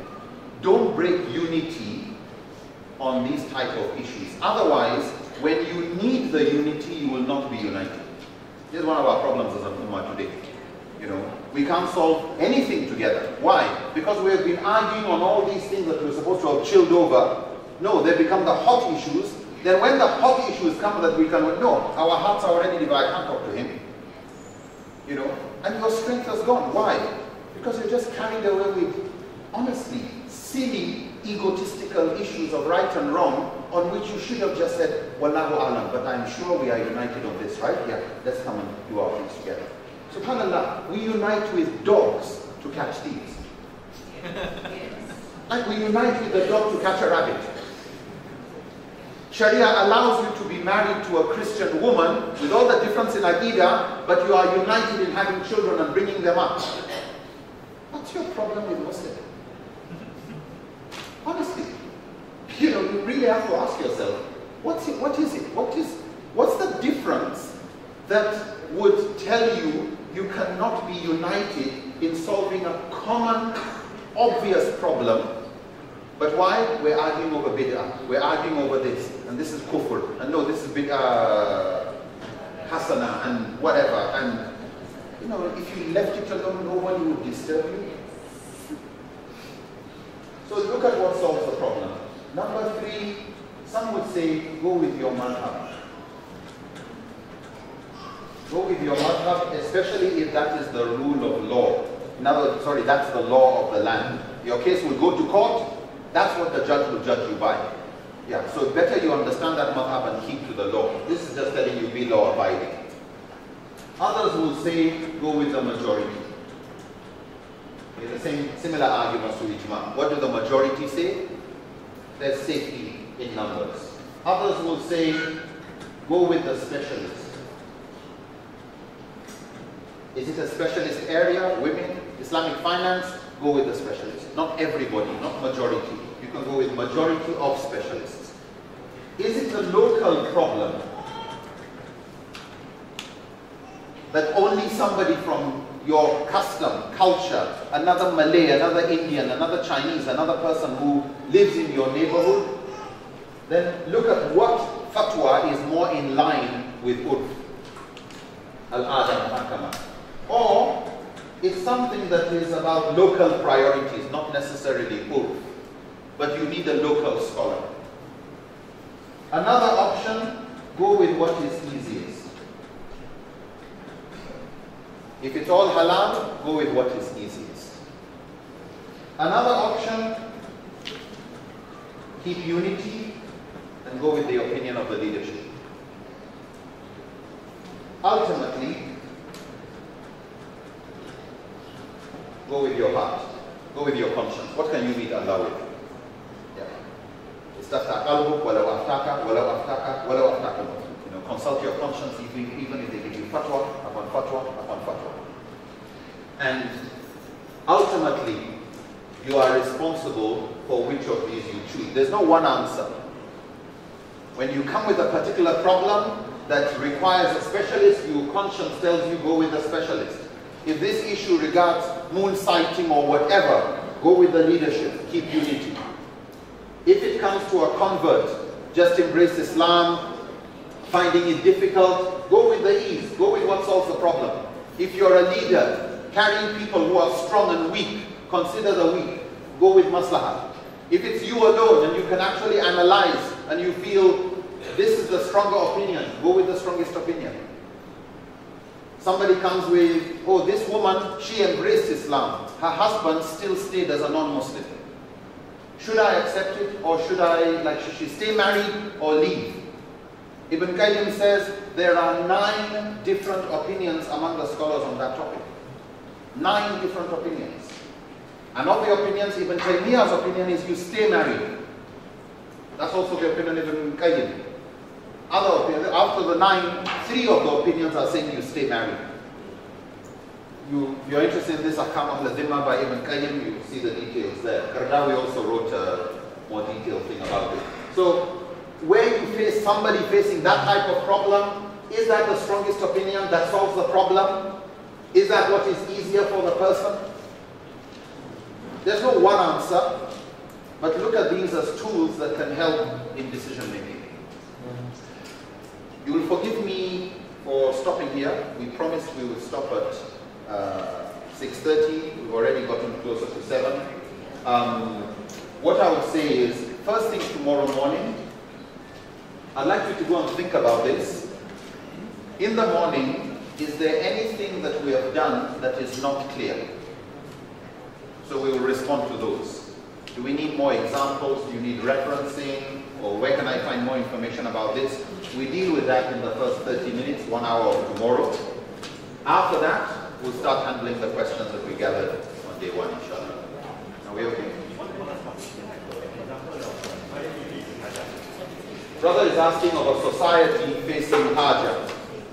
At the time of Umar bin Khattab, the society was facing haja. People were not dying, but due to insufficient food, it had already started creating a problem of food. So he relaxed the Hajj, which would have been haram. But Hajj is not a haram of the ends. The haram of the ends is the stealing. So it's a haram of the ends. Thank you so much. Thank you so much, and no more questions. See you tomorrow morning. Thank you so much. Assalamualaikum.